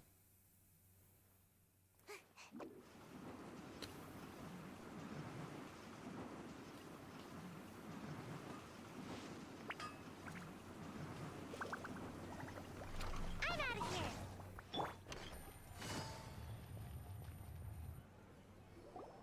Here you go, boss. I'll leave them right here. Oh, you really went and picked some more. Who are these two? Something's come up, and they need to borrow me. Sorry, boss. I'm afraid I'll be away from the stall for a while. I was just about to pay you anyway. Go wherever you want, kid. Don't waste your time here. What? I get it, okay? You just wanted to help me out, to thank me for giving you shelter from the rain that day. Even then, I don't understand why you're so adamant that you don't want any pay for it. But look, it was pouring down, and there you were, sauntering along without a care in the world, like you had nowhere to be and didn't even care that it was raining. Imagine you were me for a second. It's a little weird, right? Why is this guy traveling during a rainstorm if he's not trying to get somewhere? And why is he taking a shortcut through the open country if he's not even in a hurry? But anyway, taking you in didn't put me out even slightly. You don't owe me a thing for it. Certainly not all this. Your time is valuable. You know, you should go live your life. Live your life. This is basically the equivalent of go fucking touch grass. Go touch grass, you little shit. But I don't...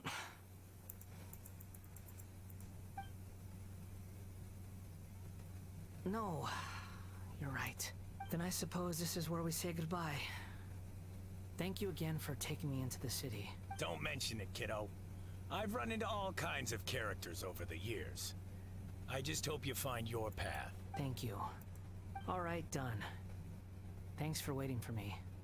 We can go now. Yeah, you're gonna be in for a bit of a revelation. Let's just put it that way.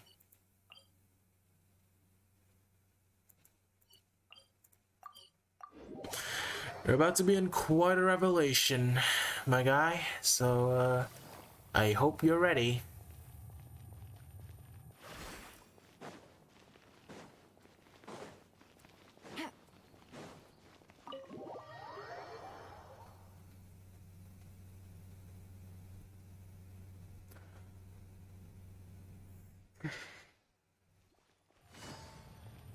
Hey, Nahida.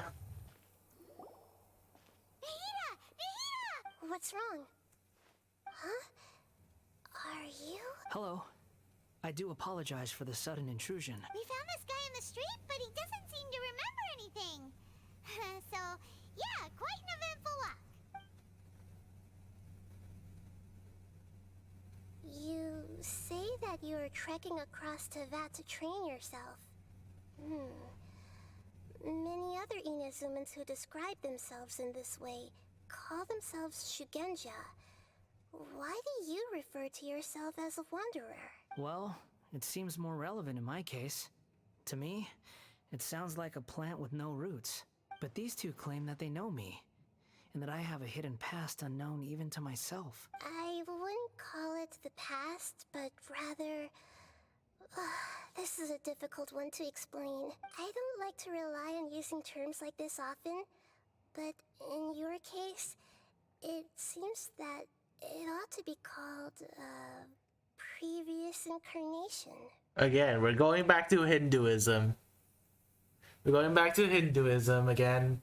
We talked about previous reincarnations. Again, let's talk about the cycle of reincarnation in Hinduism and Buddhism. When you die, or in this case, you lose yourself, basically. You erase your memory of yourself. Basically, that's what happened to the Balandir. You, well, you basically, air quote, died. So you died, but you reincarnate as a different species or a different being of life. That's what basically this is like, a previous reincarnation. And the only way to escape that is with a true death and reaching you to nirvana. So this is basically, we're back on that cycle again. Oh, like a past life or something? Yes, something far more distant than the past. So far away that you cannot perceive it. Okay, I have to ask. What was I like in my previous incarnation? Oh, okay. I see. You want to tell me, but you can't bring yourselves to say it. Looks like I didn't have the most wonderful existence in my previous incarnation. We're just trying to think where to start. If it's that difficult to talk about, I have no doubt it will be just as difficult to hear, but I'll be able to handle it. Please, tell me the truth. Is truth something you care a lot about? Yes. Then I'll be straight with you. In your previous incarnation, you did many things that would be considered evil. You nearly died because of what other people did, and many died because of you. As a non-human being, you hated gods and humans alike.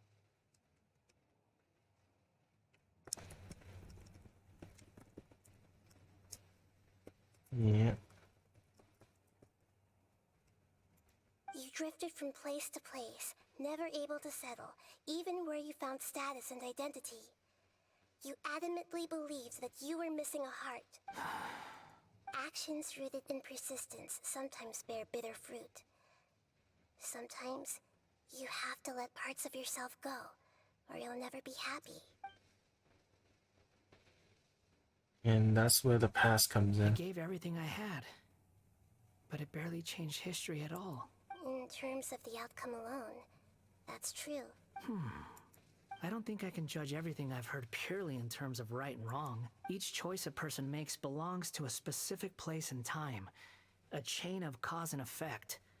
A cycle of karma and consequence. And there's the word we're talking about. Karma. That is where we go back to Hinduism again. Karma is basically the good deeds. Consequences are the bad deeds. The whole point of your existence, at least in terms of Hinduism religion, is to build up enough karma. Well, I've never told anybody to you guys about how you even reach Nirvana in the first place. To reach Nirvana, you have to gather enough karma to basically get to Nirvana when you die. It's basically the equivalent of, I guess, unlocking new game plus, basically, in your games, such as if you play Persona, that's like a equivalent of unlocking new game plus. You have to finish the story and be at a certain level, and that way then you can unlock new game plus. It's the equivalent here. You have to store enough karma, and karma here is a good karma, by the way, to be able to unlock yourself into Nirvana. This is basically the same thing here. It's a cause and effect. The cause of you doing one thing is the effect being that you either get your increase in karma or a decrease in karma. This is basically the same thing. We're going back to Hinduism again, and I get to be an idiot again. That is the nature of truth. If one thing is right, its opposite must be wrong. And yet, dichotomies like this are not enough to explain the world in all of its complexity. There is no black and white. There are gray areas. And you don't know which one's actually right or wrong. It seems like my previous incarnation wasn't the most likable individual. We're not trying to hurt your feelings or anything, but yeah, we weren't your biggest fans. You are each other's enemies. If we were enemies, why are you trying to help me find the truth? This is so frustrating! This guy's supposed to be our arch enemy, but now he's just some random stranger we met on the street!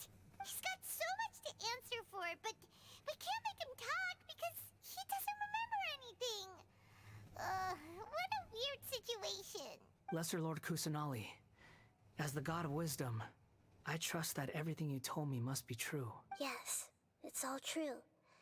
I can even show you the memories themselves, if you're willing. Please, I want to see them for myself. I want to experience my own transgressions. Even though it will cause your present self great mental anguish? I'm just a puppet, with no heart and no name. There is nothing in this world for me to cling to fill the void within me. Except maybe these sins that can never be undone. Very well. As you wish. Wait, shouldn't we go with him? This one's kind of on us for bringing him here. Don't worry. Whatever danger I might face, it's my burden to bear. Traveler, could I ask you to supervise him on my behalf? Okay, that I will. Good point. Given your, unique situation, we'd better keep an eye on you. Understood. Thank you. Now, prepare yourselves, everyone.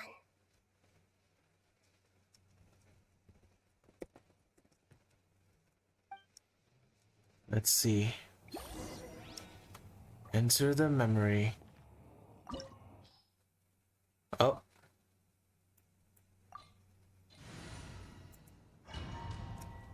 Well, time to enter the memory then. We always...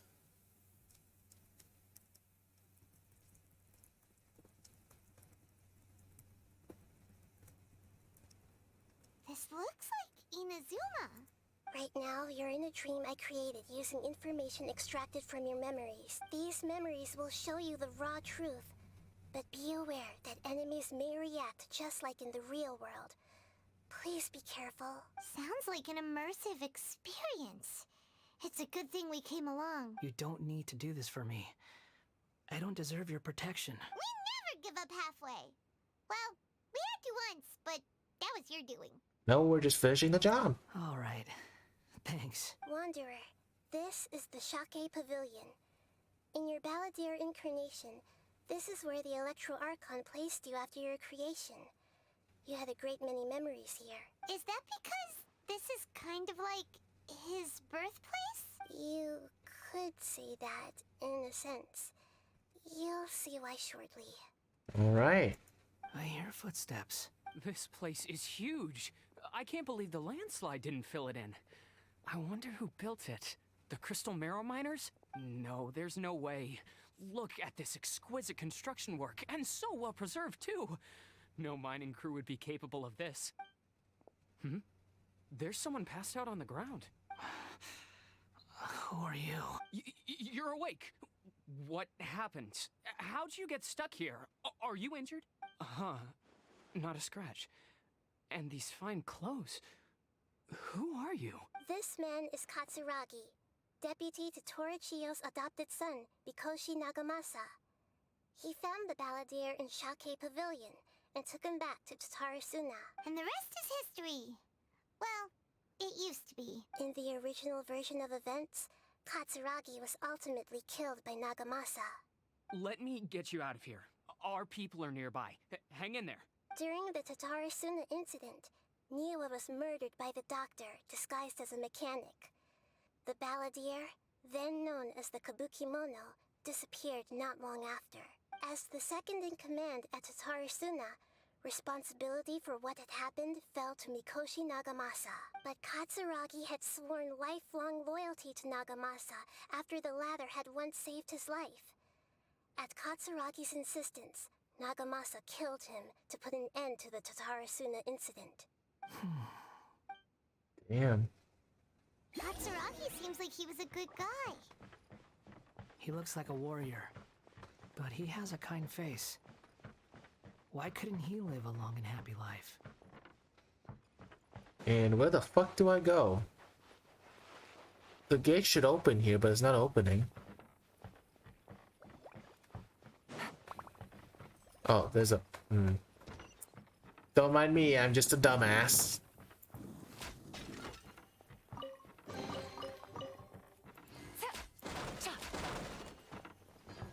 Don't mind me, I was just a dumbass. Nagamasa, I found this young guy in a cave sealed off by a landslide.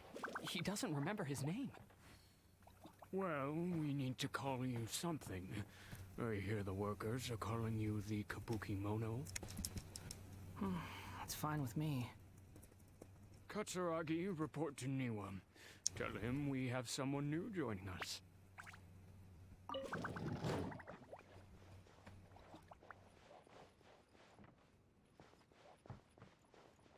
Guess we go behind here?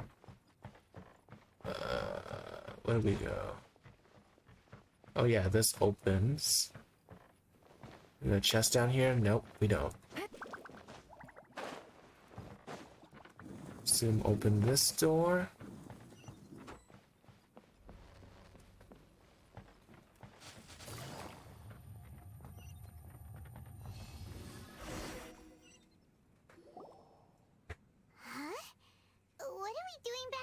here?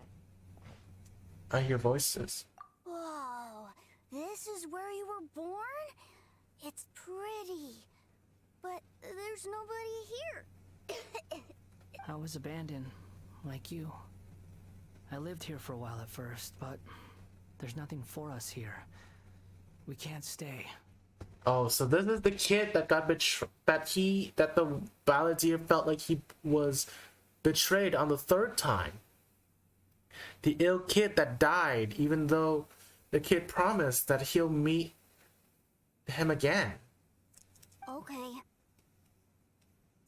This was the third promise. I heard my mom and dad used to make swords, but the factory manager died, and then my dad got sick.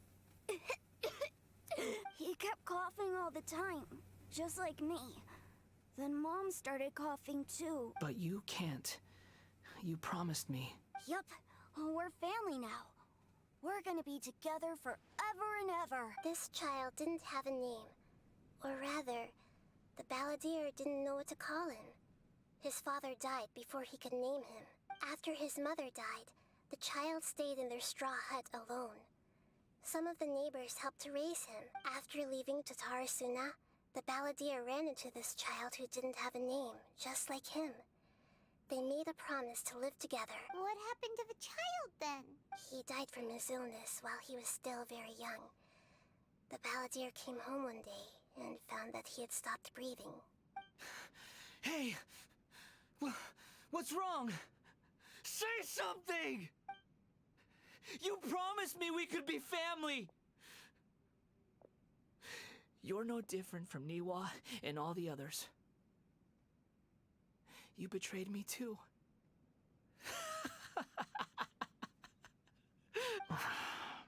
The voices have gone. It looks like the memory ends here. Let's keep going. Yep. And the reason why I know about this was there was a cutscene whilst we were doing the... Oh boy. I almost got shot. There was a memory from the Sumeru Archon quest that revealed the 3 times he got betrayed. That was one. The second one was the Niwa thing. First one was that Raiden A, aka the Raiden Shogun, basically put him up for adoption, aka dropped him off completely, kicked him out of the family because the puppet was not really a good reflection of perfection. And finally, the third time was what you just saw, the ill kid.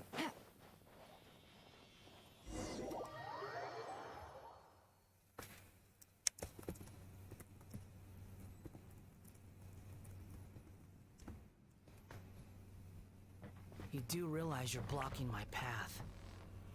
Oh boy. Not to obstruct you. I've been waiting. What you are truly is a weapon. One that would be wielded with an iron will. Or you can continue to drift aimlessly.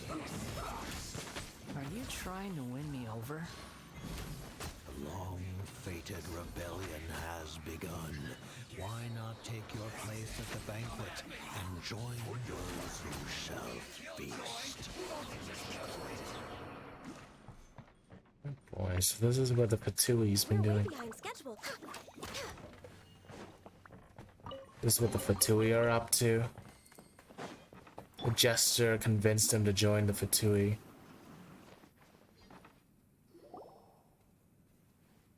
This place is dark.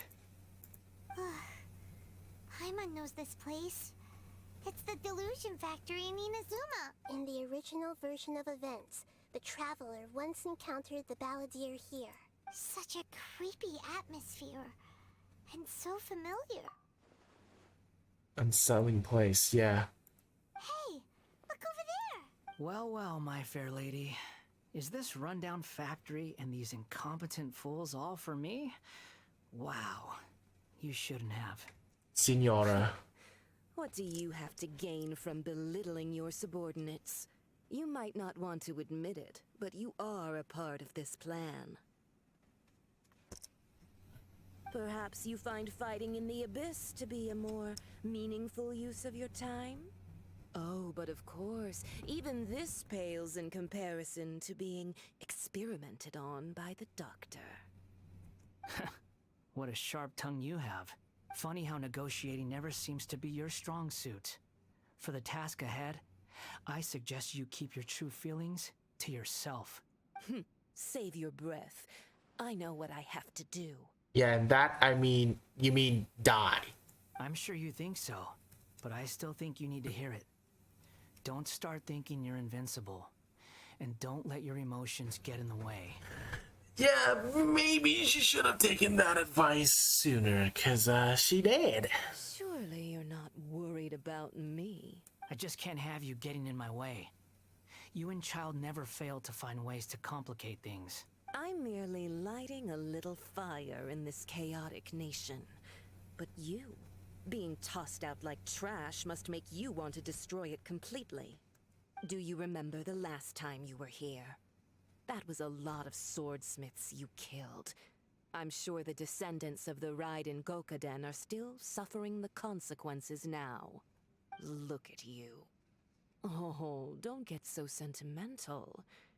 Now, give that poor little tongue of yours a rest and stop pretending like you're above everyone else. By then, see you at the victory feast. Yeah, that victory feast is your fucking funeral.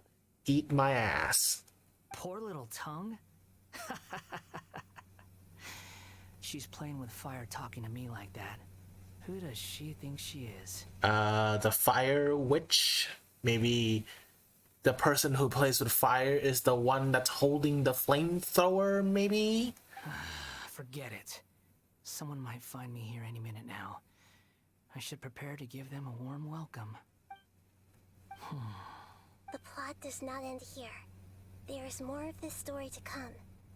Wanderer, are you able to continue? Yes. Please don't worry about me. Why are you staring at me in silence? Can't you think of a nicer way to express yourself? I'm under no obligation to be nice to you.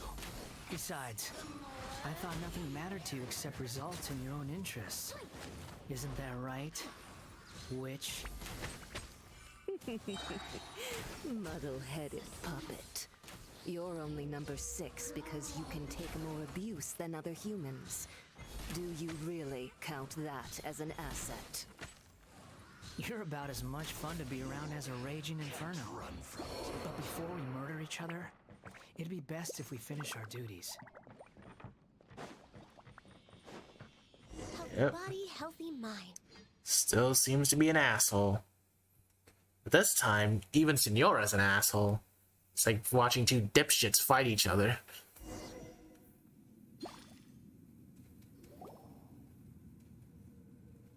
Looks like we have arrived in Sumeru. Is that? Considering that Amorta's sage, Nafis, refused to join this project, I'll take part in the experiment in his place. Welcome. I look forward to a fruitful collaboration. When do we start? You seem impatient. You should know that becoming a god is far from a trivial affair. The biological transformation is a lengthy process. As such, I too would recommend that we commence as soon as possible. In the event that a successful connection is established, his body will become permanently bound to the machine, and he will be unable to move independently of it. Nothing worse than what I've been through before then, Doctor. You were the most resilient test subject I ever came across. Thanks to you, I was able to garner a great deal of information. Alas, after that, you were under orders to remain in the abyss. We barely saw each other, and it became difficult to further refine the knowledge I had gained. That was gracefully worded. Ever wonder what they think if they knew that nothing matters to you, apart from your crazy experiments? I suggest you speak to me in a more respectful tone, Scaramouche. The mere fact of your utility does not make you indestructible. Yes, yeah. The doctor again? That was uncomfortable to watch. Yeah. That person gives off a very sinister energy. He's the doctor. He's behind all this. It's normal for him to give you the creeps. He scares the bejeebers out of Paimon. Let's move on. Is this where we see him become the almighty god?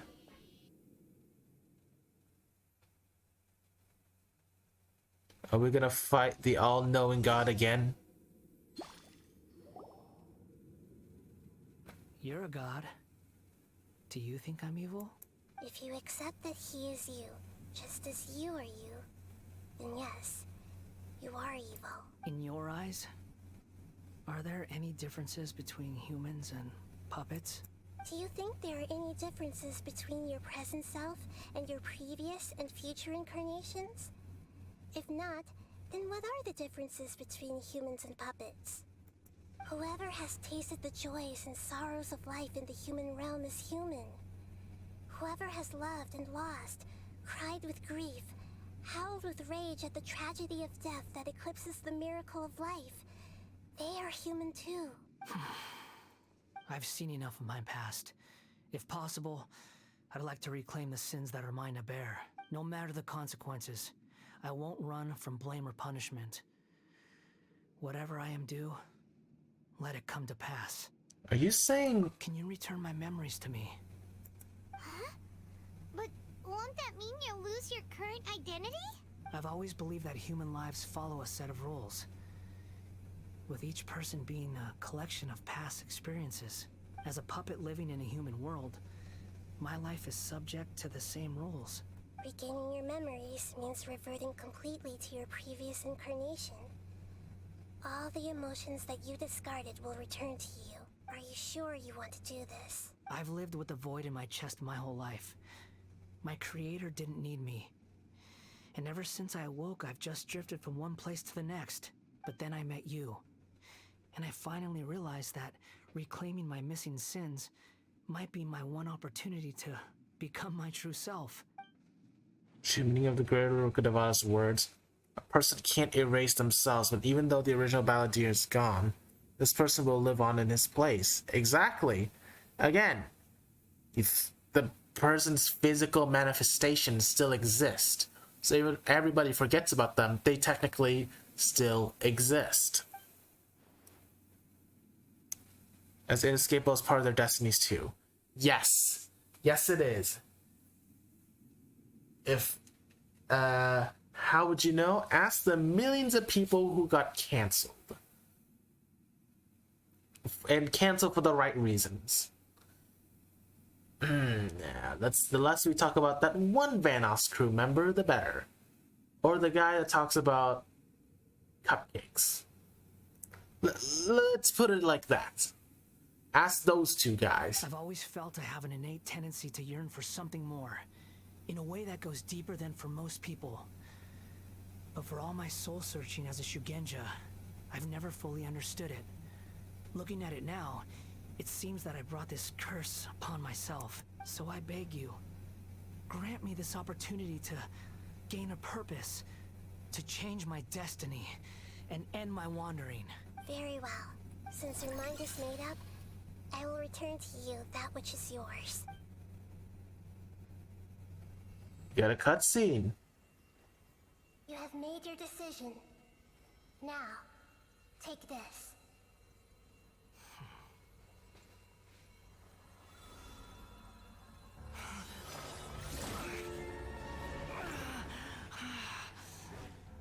Set him free? A puppet? What's he doing here?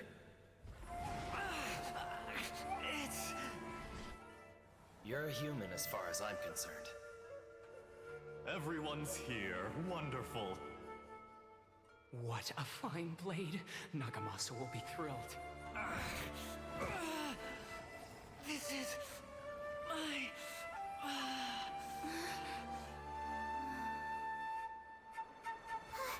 Is he alright? Oh no. Are we fighting you again?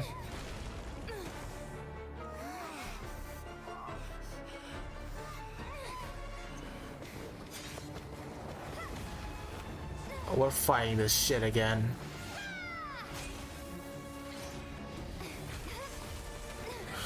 We're fighting this shit again.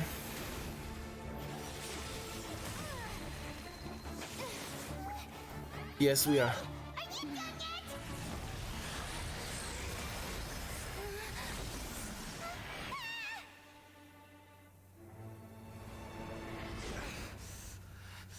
All worthless dross will be purged. That's why this won't be the end.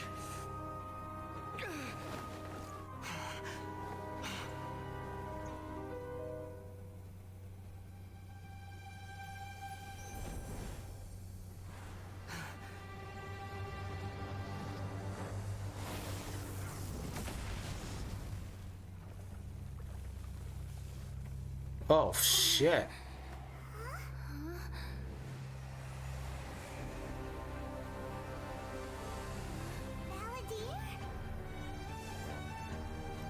He gained the animal vision. Damn. Die.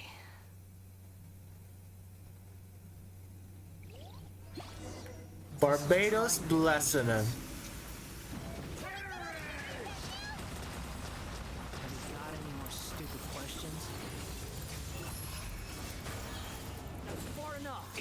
Insignificant pest. Oh fucking shit. How do I have to fight him with just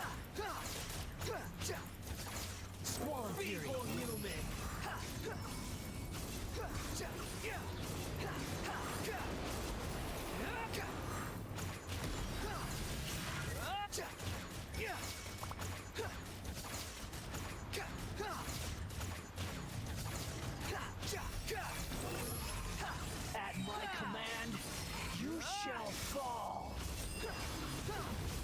You dare to gaze upon me? You're dead. oh boy. How the fuck do I even get through this dude without dying?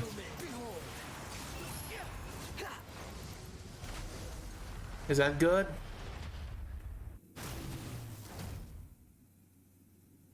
Okay, that's it, right? Imbecile! Get out of my sight. No, it's Disappeared. Did we win? no, it has the bigger form. I'd never lose to that. There's the tone of voice again. You're definitely back to your old self.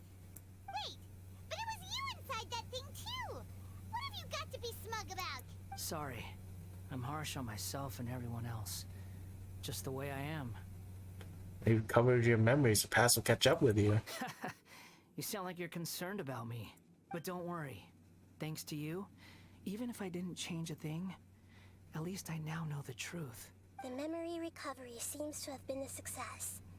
This dream has served its purpose. Come on. Let's continue this outside. Aw, that means we get to be friends with the Wanderer? Aw, does this mean I'm gonna get a boy crush now? Am I gonna get a boy crush on the Wanderer? Oh my god. I'm gonna get a boy crush on the Wanderer. Oh my days. Imagine. Traveler, Paimon, Balladeer. I can imagine me. Excuse me, my throat just died out there. Oh, imagine me having a boy crush on the Wanderer. Of all people. All people, getting a boy crush on the Wanderer. You know what? That might actually be really cool, actually.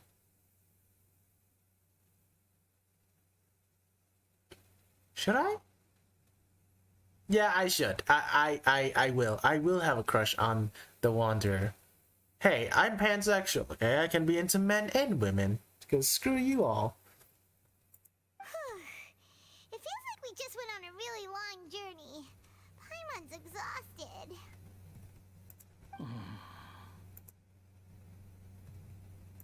You don't like being addressed by that name? It's fine. But I was just thinking, I should probably change it. After learning about everything the doctor did, there's no way I can carry on using a name connected to him. So you don't want to go with the Balladeer anymore? I'm not planning on returning to the Fatui, and they wouldn't take me back anyway. Recent events will have affected a lot of people, and they might not even remember who the 6th is. So, you're quitting the Fatui for good? Let's call it a tactical retreat. It's like you said, Lesser Lord Kusanali. Everything may look futile, but it wasn't completely meaningless. At least I made a lot of people forget about me. But that doesn't mean your own past has disappeared. Of course. And your main goal, for which you gave up everything you had, you weren't able to achieve it. I hope you can see and understand that. Changing the world, changing the past, changing the fates of other people, these are not simple things to accomplish. What you are looking for is complete annihilation. But this is just a fantasy. Even if the Balladeer is removed from existence, the world will not heed your will. Indeed.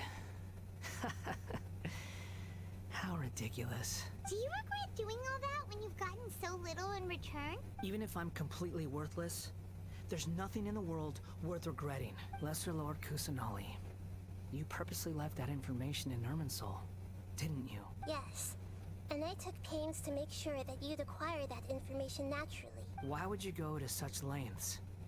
You trying to win me over too? In all honesty, your past experiences have made you a useful asset to Sumeru and to me. Winning you over was indeed a part of my plan. But before that, I wanted to tell you the truth about your past. If all I wanted to do was use you, then I'd be no different from the doctor. Very clever. Huh. I guess I you mean, could say that's one of my virtues. well, she is the god of wisdom, so, you know. Utility to others is what gives me worth. So if embracing my sins is what it takes to make me useful again, so be it. He doesn't see you that way. Oh, right. I almost forgot. You're the good guys. You're into justice and all that. Sorry if I have a slightly different perspective on things, but I don't feel like I've been duped. The wisest leaders are fated to end up with the best helpers. I can live with that. I'm glad you're able to think of it in that way. Traveler, in the future, I'll continue to search Irminsul more deeply and see what secrets can be uncovered, including the beginning of your twins' journey recorded in Irminsul. What exactly happened before and after that point? I want to know as well. But thank you, Nahida. Let's hope we can find some answers. Traveler. Yeah? What is up? After I dove into the information torrents in Irminsul, why did you go to Inazuma? Because I want to know what you changed. So that's how you found out whose fate had changed. And how. Well, whatever your reasons, you did me a favor. And I'll do everything I can to pay it back. Please don't make this sound like I'm extorting you. Borrowing and returning are the only real relationships between individuals. I'll balance the books one day. Don't you worry. That's not true. A relationship between two people is not simply a ledger that can be reset to zero. I think deep down you realize this. People who show up in your life don't just evaporate like water drops and leave nothing behind. There is no such thing as balancing the books. Yep. Some things in this world can never be brought back, and they can never be changed, which is why there is emotion in the human world. Yep. Because it makes all your decisions matter. Everything that you feel is real and lasting, and whatever is missing in you will not be made whole. To be human is to live with imperfections. You can choose whether or not you want to be human. But humans can't live without a heart, can they? Anyway, I gave up trying to become a human a long time ago. You understand what pain is perfectly well, even without a heart. You're just bearing your feelings. The past is set in stone, but you can keep moving on. And the longer your future lasts, the shorter your past will become, until one day, it is but a tiny fraction of your life. Jesus Christ. For being only 500 years old, she has a lot of wisdom, even if she is the god of wisdom. Sounds like you've got a future planned out for me. I hope you can give Nahida a chance. Everything's ended up being pretty darn complicated. Paimon doesn't even know where to start, but the most important thing now is that you need to follow Nahida. Otherwise, all our efforts will have been for nothing.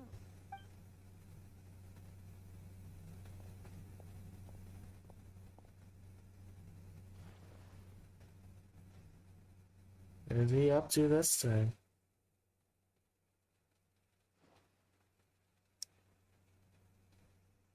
Then I guess I'll be helping you from behind the scenes from now on.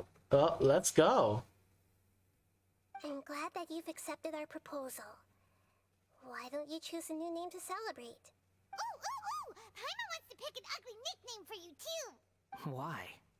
Because Paimon still doesn't like you that much. Then I hope we don't see much of each other in the future. A name is life's first gift. You didn't say it out loud, but I know that's what you're thinking. The Traveler and Paimon have helped you a lot. If you can't decide on a new name, maybe you can ask them for ideas. No, Paimon only That's does our nicknames. ideas. If it's a serious name you're after, it's all yours. Oh, so I can give him a nickname. Give a name now. Have you got anything? Sometimes you can rename this character. Do with here. Take the item and after from the Our Conquest interlude. You change Iana Drift Wander's animal name. This sub-name cannot be utilized in this change. Games going forward will display the name you have chosen.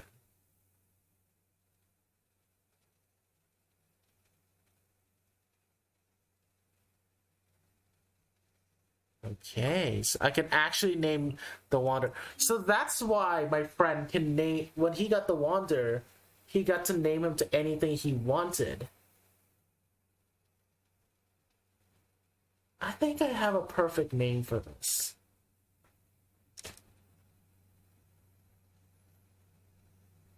You know what? I have a perfect name for you, actually.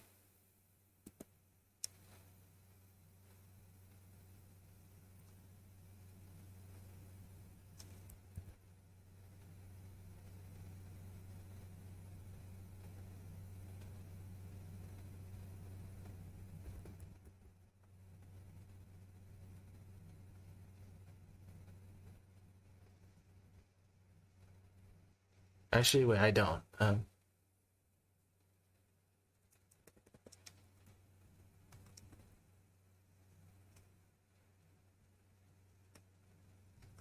Actually, wait, what should I name him, actually? The Birth of Someone New. I think I have a name.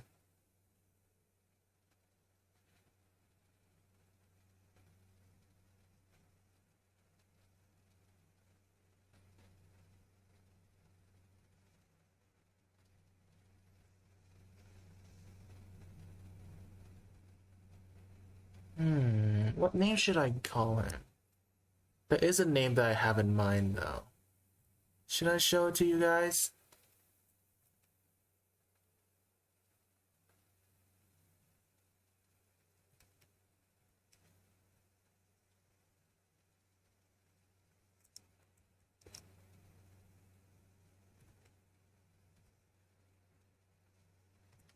Wait, should I actually show it? I have a name that I'm thinking in mind, but I'm trying to think of other names as well.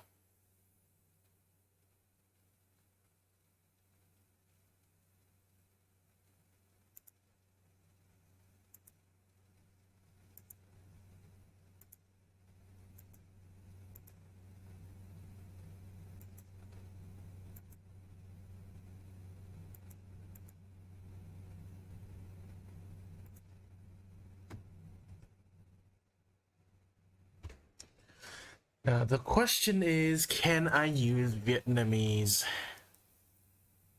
Nope, I can't.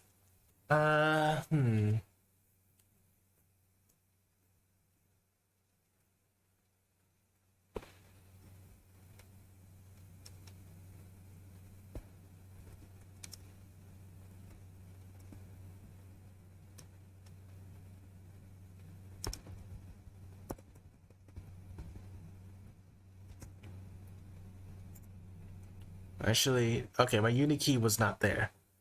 No wonder. I was like...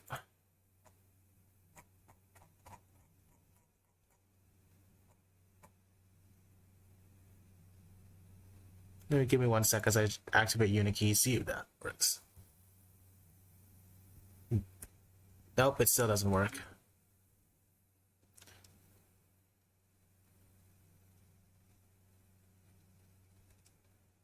I guess I'll...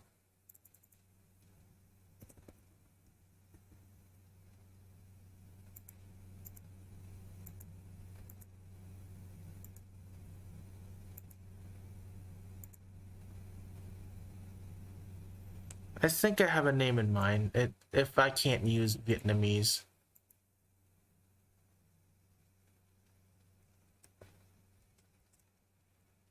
This is my name. Yuka. And why do I say Yuka? The reason why I wanted to name him Yuka here. I can't speak. I'm gonna decide to call him Yuka. Why? Because of the word for the word yukana in Japanese. It means brave. And the reason why I want to call him brave is because when you have to deal with the past, you decide and accept that the past is willing to be the past that is hurting you, you have to be brave to move forward. And so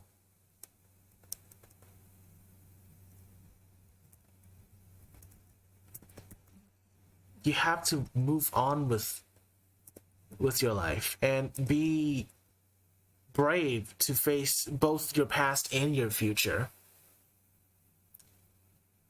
And so the story of the Wanderer is that despite the past of sins and everything, you can choose to run away and try and forget your past, or move forward to it and accept that your past happened and moving forward to the future. You look forward to the future, and the only way you can do it is with bravery.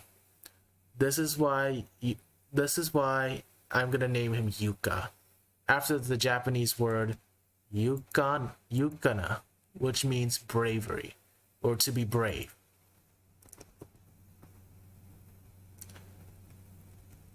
And I think this is a name that I think people would appreciate. I think he would appreciate if he was an actual human. Yuka for the word yukana.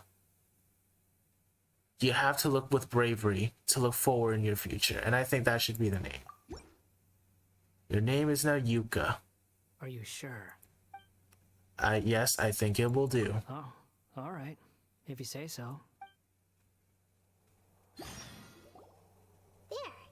Now you have a name of your own.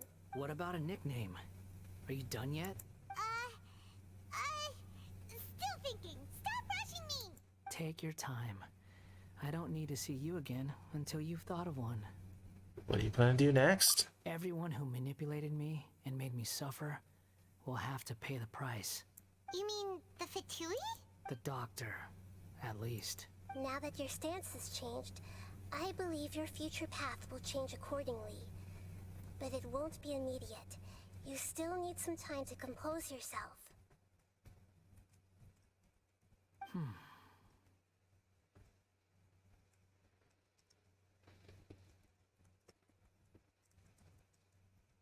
One more thing. Yeah, go There are on. still some descendants of the Raiden Gokuden living in Inazuma. Some of them know. Well, they ought to know. I don't plan to leave Sumeru for the time being. If you see them in Inazuma, please tell them that I was the one responsible for the Raiden Gokuden's downfall. Even though the events have been erased from the world, they still deserve to know the truth. I see. That is up to you. Huh? But if we do that, then... It's fine. Let them stab their blades into my chest if they so desire. Maybe that's how it always should have been. Guess so. No nonsense. I like it. Alright, let's call it a day. Goodbye, wise deity. And you too. He's gone. What he went through today would have been like living an entire lifetime in an instant. He'll need some time to calm down. Yeah, he should. Yeah, true. But even so, after everything that's happened, he doesn't seem quite as fierce anymore. There was some bumps along the way, but it's all over now. So we can finally go eat? Paimon is starving. Yep, we can finally eat now, boys. Time for some food and celebrations, baby. Thank you both. I hope you will find somewhere nice to go and relax for a while. And I assume that means we're done with the interlude, right?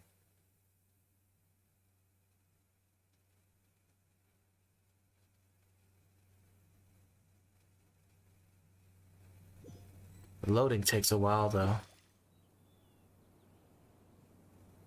I've got it! I can end my novel with some words from Mikoshi Nagamasa. You mean because everyone else in the story is dead? Yeah, I heard that Mikoshi Nagamasa died at a ripe old age. He's the perfect fit to be the narrator of the epilogue. The dark clouds had dissipated, but they continue to cast their shadow in Mikoshi Nagamasa's mind for decades to come. Then, one night, as an old man, he had a dream. On the night when that prized blade, the Daitatara Nagamasa, was forged, the people rejoiced, and there was painting, dancing, and drinking. All these expressions of joy melted down in the furnace fire and turned into red clouds that rallied around the final sunrise that Mikoshi Nagamasa saw in his lifetime. Life is a story too long to be told, a journey that you must walk to behold. He still doesn't believe it, does he? Yep. Hope you love that. Return to the resting place. So we go to the inn now, right? I'm assuming the inn. Where are we actually? No, seriously, I don't know. Where's our arrow? Should be down here, right?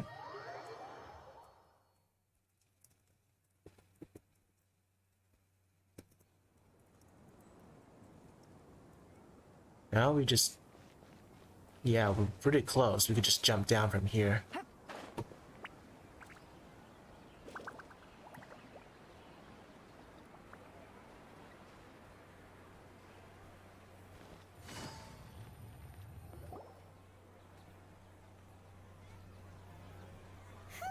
It's about time we had a break.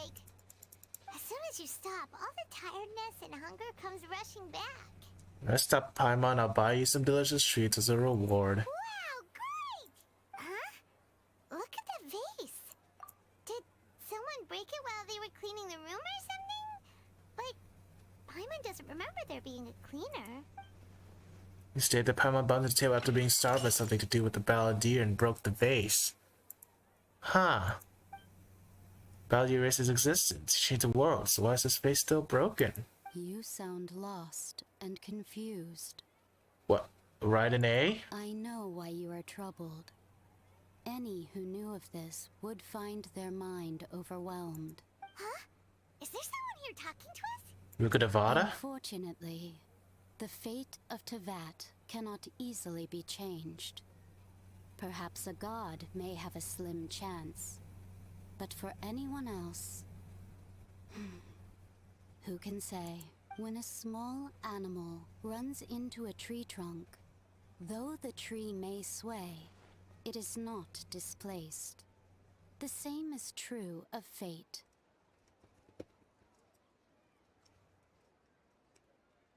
Like a vase that falls to the ground, whether it is broken by a cat or by a bird, the result is still a broken vase, is it not? Who are you? How do you know about all this? History does not change easily, but human hearts can. Believe your own eyes. Only that which you see is true. What is unseen is but an illusion. That sounds like Kafka's VA for some reason. The voices disappeared. And who the heck was that? And what were they doing coming out of nowhere and saying all that scary stuff? Trust my memories. Anyway, that face is still lying there broken on the ground. Should Paimon go get someone to clean it up? Yeah, you should.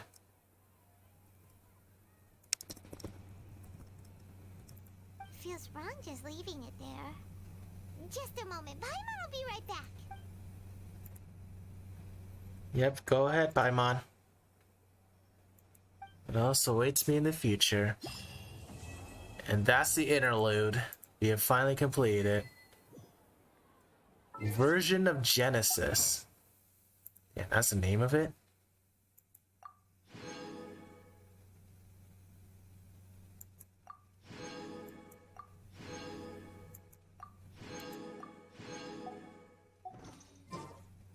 So what did we learn today? We learned that basically you have to be brave and look forward to the future to redeem your own sins. But trying to reverse your own sins doesn't matter because they won't change it at the end. We also learned that it's okay to feel your sins from the past. It's okay to feel sinful for the things you've done in the past, but you gotta try and move on from it, and that's your future. I think that's the important lesson that we learned from this story, is that, you know, the Wanderer, he did some messed up stuff. He felt like he's betrayed, but at the end of the day, really, he got to where he is today now, and you know what? Good on him. He didn't let the past affect him anymore. I think that's a lesson that we all should understand, is that the past doesn't define who you are today. Because my past of being a shitlord and being an absolute asshole to people that nobody likes, that doesn't define me right now, nor anybody today. I think that's the important lesson. And I think that we should all strive for the better for the future, because I think that way we all can be what we want to be, and I think that's a really good message to leave it on. We have been streaming for 4 hours. I think we should end it off here. This is probably my favorite interlude out of everybody, and I even get to rename the freaking Traveler as well. You know what? I am very happy about this one. I genuinely enjoy it. Yeah. I think we should actually head off now. And we're gonna raid out. Because I'm genuinely tired. And hopefully, in the morning or something, if Jerry is alive, we can play some Power World or Typical Colors too. Who knows? But yeah, let's see who to raid.